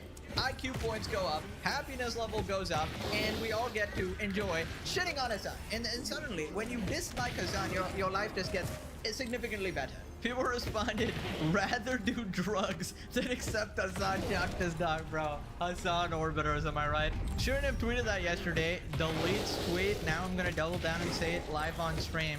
I don't know, did she delete it? Blames FCC for hate thread. Zero accountability to be had. Just say sorry and move on. There was no dog. It was AI. Rather than accept responsibility, she would rather claim to be a victim and says, XQC makes me want to be a druggie. This is the state of e-girl streamers. Right, so we got some updates to the Sykkuno situation. Basically, the creator that made the video, the massive hit piece, is getting a bunch of backlash on Twitter, and it started with this VTuber named Powder. She tweeted, ladies, you're not special, we're all special, and Sykkuno has also had a 3-hour call with this girl. Apparently they played a video game. Then she says, can you criticize him for cheating? Absolutely. Never once did I feel manipulated. He's a huge flirt, but I was incredibly aware of the power dynamic. Also, he was just friendly. He's quite forward with his Riz, which I didn't like. Gives me player vibes. That was correct. Am I going to flip out on him? No. When someone is like that, they're already talking to multiple people. I see some women trying to play victim as if they didn't have a brain. Also saw people throwing the word predator. I think that's unreasonable. Mugen never really was a reliable narrator. If a larger creator who is friendly asked to play a game with you, would you say no? Yeah, I mean, there's nothing wrong with that, obviously. That's perfectly fine. Obviously, the issue is cheating, but, you know, she had some good points here, too. Right, so Mugen responded here. Can you criticize him for cheating? Absolutely, but I have no viewers whatsoever and became desperate after trying everything to be relevant. So I chose to appeal to people who hate my gender in order to pay rent. Okay, I don't know where this is coming from. I guess this Powder person must be a controversial creator. FYI, I have no idea who Powder is or Mugen is. Okay, this is like one of my first times hearing of it. I might have heard of them like 1 or 2 times before, but I don't remember anything about them. Am I gonna flip on a serial cheater or sex with women without telling them that they'd be homewreckers? Of course not. Morals are an obstacle to my income. Mugen was never really a reliable narrator, so when his video eventually comes out about me being canceled by my audience for secretly having dated a black guy, even though I keep saying I can't stand minorities, please don't trust him. Wait, so he has a video on this person too? Also, English is my first language, and I have no idea that predator can mean a person or organization that uses weaker people for their own advantage. But it's okay. My audience gobbles up anything I say anyway. Dumbass Sims Lamau. So yeah, the thing about the word predator is that yes, it does have multiple meanings. It can mean like, you know, preying on an old guy or something, you know, trying to scam an old guy. Predatory. But in the YouTube drama context, it's most definitely like if you just hear, okay, Sykkuno is a predator, you're thinking, okay, he's trying to get with the 15-year-old, right? That's the immediate assumption, right? So yeah, he got like Omega ratioed. Damn, you're like really mad. Also, stop fetishizing me in a mixed race relationship, you F-wad. Gross behavior. Oh my god, take a step back. What she said wasn't even unreasonable. You rage baited yourself. It's fair as frick, in my opinion, to criticize the usage of Dangerous Predator. You should know better. You're mad. That was a horrible video. You ruined your credibility. Work to get it back. What happened to you being unbiased? What the hell is your problem? Yeah, I mean, maybe you probably should focus on the points in the tweet rather than, well, actually, you dated a black guy. I don't know what the fuck, I don't know where that came from. I don't know what's going on here. That was funny as fuck, though. You're so unserious. Just admit your little coordinated smear campaign didn't work out like you wanted. Anyways, we got another update on the girl who exposed Sykkuno, and she somehow made it worse. To anyone who wants to claim that I wanted to get back with him, you definitely did. You can still 1000%. Like, make up for your actions. Don't get me wrong, because I always am there for second chances. Here's us agreeing to staying just friends since he didn't give me the consistency I needed. When I say I wanted something long-term and something committed, I meant that. I was giving him a second chance as my friend, but I can't be friends with someone who clearly doesn't learn from his actions. With this, I'm moving on with my life, and we'll be going back to posting as normal. Don't forget to be kind to people. So Sykkuno says, yeah, I understand that. Maybe it'll change one day. Let's just be regular friends. So Sykkuno's the one saying, let's be friends. And if we hang out more, it grows into more. Let's do that. I feel like you are ready. I want the same as other things. I want to feel ready to reciprocate the same feelings. Right now, it's not, so it feels unfair to you. Well, you take all the time you need. This doesn't seem like someone who's not interested. I've always told you what you feel comfy with, but I've never expected anything from you or needed from you. I was here simply because I wanted to be, meaning you weren't manipulated at all. Or if you want that as just friends, then that's okay too. It might take some time for me to get a little over, because I obviously still have feelings for you. Wait, what? Your caption is contradicting the screenshot. Makes you look worse. Why would you post this? But if it's what you want, I just want you to do what you want and need. Oh my god. So he said no, he rejected you. This hasn't changed the story at all. He rejected you, and you're mad about it, so you try to expose him. This is what it is. In no freaking way should you stay as friends and give second chances to a person you exposed for being a straight up a-hole. At this point, you're fishing for views or just desperate for his money. Girl, bye. Now click this video for the legendary series to last the entirety of 2026. Holy, there's no way. There's no way. Surely I'll get a vacation. Surely. Okay, thanks for watching. Bye-bye.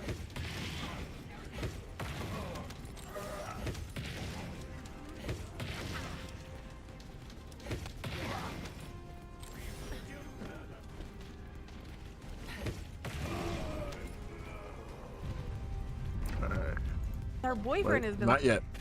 Okay, so it seems that there's been a little bit of an update with the whole Sykkuno situation. I might save Caleb for when I get back. Some of his friends have been speaking about it. Now, again, in the last video, we essentially covered all of the friends that have spoken out about their own kind of, thoughts about it, and essentially, what they've heard and, whether they've talked to him or not. Now, again, it seems like recently, though, obviously a friend of his or someone who's been associated with him, quite a bit, is this guy's post. Actually put out a tweet which he later deleted about Sykkuno and his friends. Now, obviously, post says, I get what Sykkuno did was messed up, and why people are dogging on him, but watching his friends of years that acted close to him, used him for his own gain when he was popular, run to throw him under the bus for a few quick likes, is why people will say streamers are fake as blank.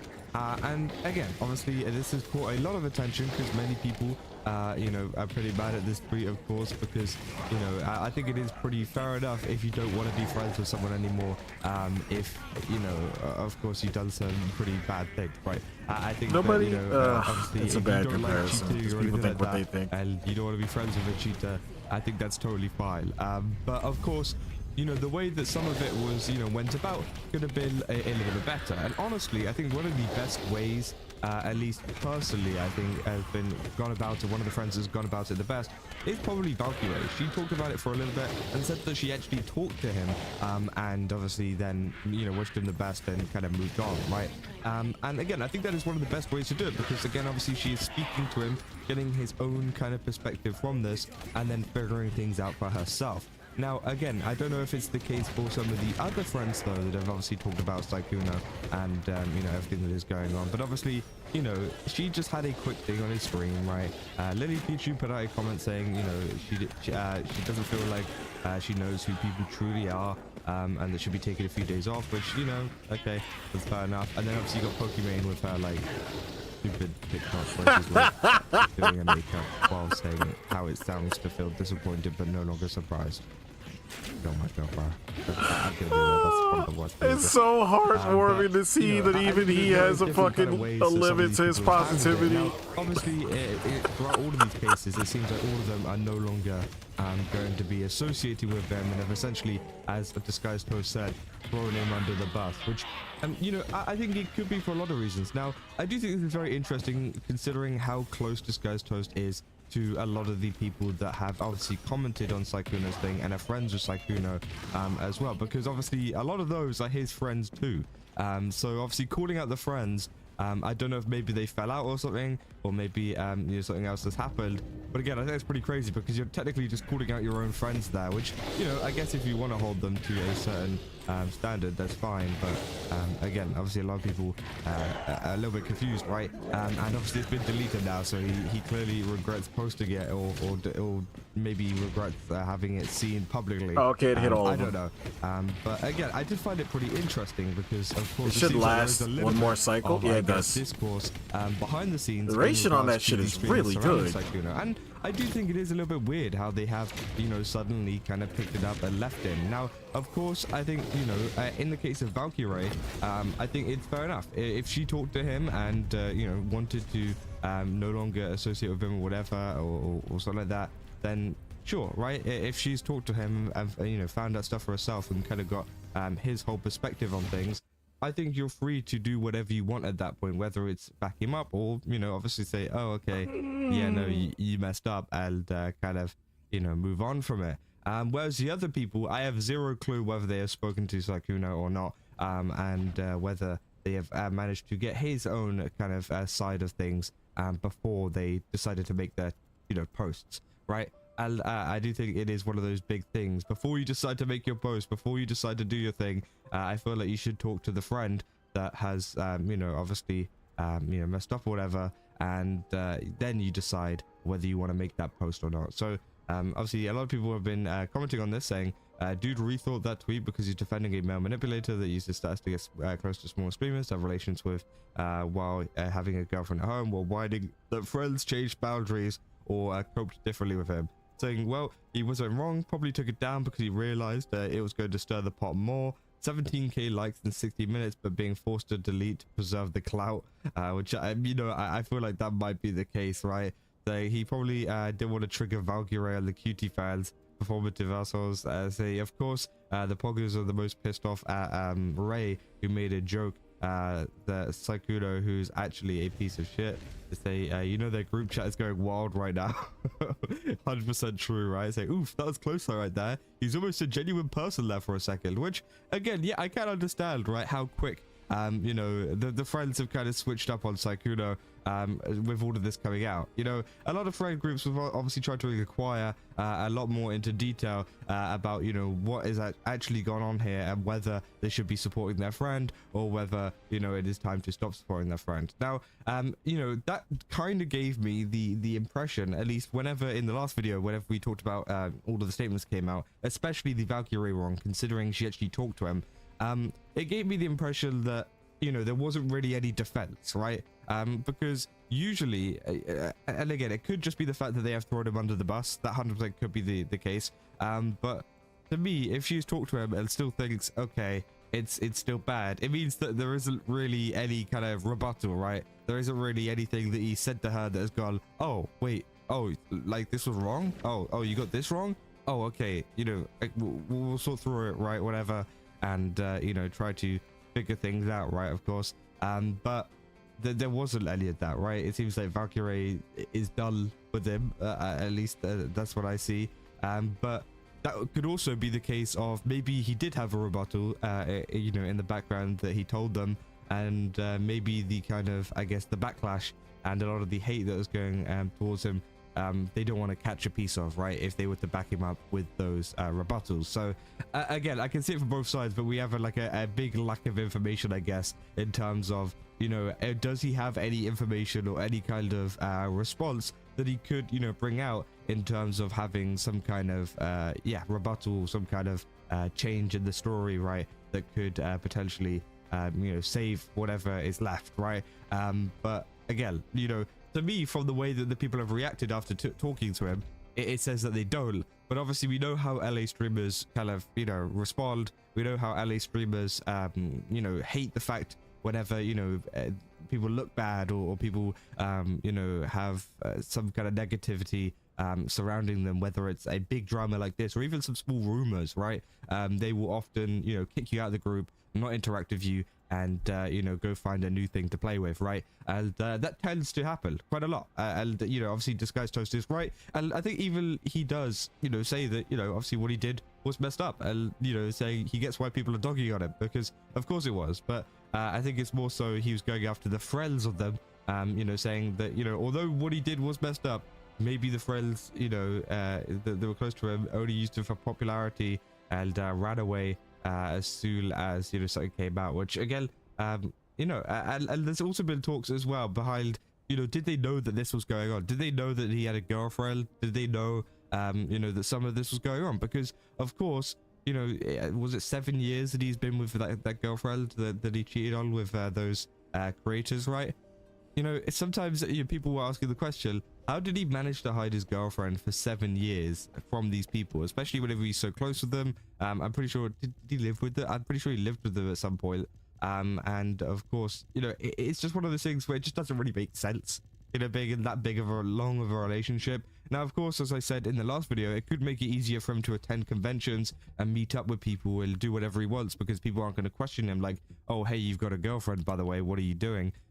But I think that essentially in this case, you know, I don't know, it's just a little bit weird. 7 years is a very long time to not know that a friend of yours has a girlfriend and is obviously regularly seeing her or whatever. And if they didn't know, I find it crazy how he's managed to hide that entire time, if that was the case. Which I highly doubt it is the case. I'm more so, you know, in the last video I wasn't so sure about it, but in this video I'm feeling a little bit more sure about it. That, you know, I'm sure a lot of these people actually did know that he had a girlfriend.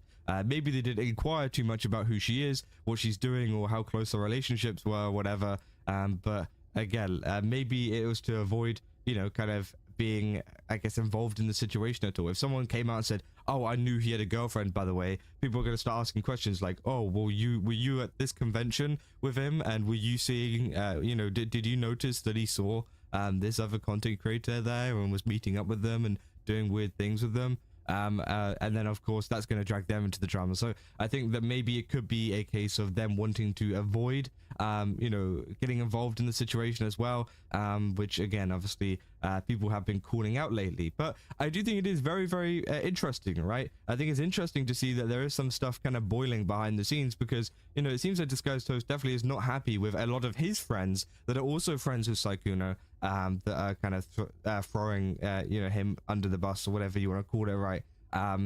Despite obviously what he has done and all of this kind of stuff, which again, I mean, you know, a lot of people seem to be backing up at the moment in terms of, you know, these posts that have come out of him deleting it. You know, a lot of people saying, well, you know, he took it down because he's being real, right? He wasn't wrong. Which again, to be fair, I don't think he is wrong. They definitely did throw him under the bus. But it's just more so, why did they do it? Did they do it because he couldn't defend himself whenever they spoke to him privately? Or did he do it, or did they do it just because they were like, oh god, panic mode, let's we're not friends anymore, and let's continue a happy fun streaming group together, right? So again, I do think it is one of those things where it really depends on why they decided to do it. Was it after a talk with him or not after a talk with him? We won't know. But obviously we know Valkyrae did have a talk with him, but the other ones I can't really tell you, right? Because of course they never really said. But I wouldn't be surprised if they didn't talk to him, right? I wouldn't be surprised if they didn't find out his side of the story before making up their mind on whether they wanted to continue, you know, kind of supporting or being friends with him. Oh, I have one right here. Because of course there is two sides to every story, as people say, and a lot of people are wanting to find out that second side of the story from Sykkuno with a response. But for now, we won't know. Maybe he'll come out in the future with his side of things, or maybe he won't. Maybe he'll come out with like an apology, just saying sorry, and that's about it, right? But again, it really just depends on what he has told his friends behind the scenes in regards to, you know, how his friends have acted and how his friends have, you know, kind of just left him now. You know, how has that made a difference? How has has he said to them made a difference to what is going on? But yeah, I mean, things are getting pretty spicy, it seems like. But yeah, if you guys did enjoy this video, don't forget to leave a like and subscribe. Also, go to GameStop, use my code Kazza, get 10% off. Again, they've got a ton of really cool stuff over there. Definitely recommend checking it out. And yeah. Take a quick look. Actually, we're gonna hold up right here. I'll be back later.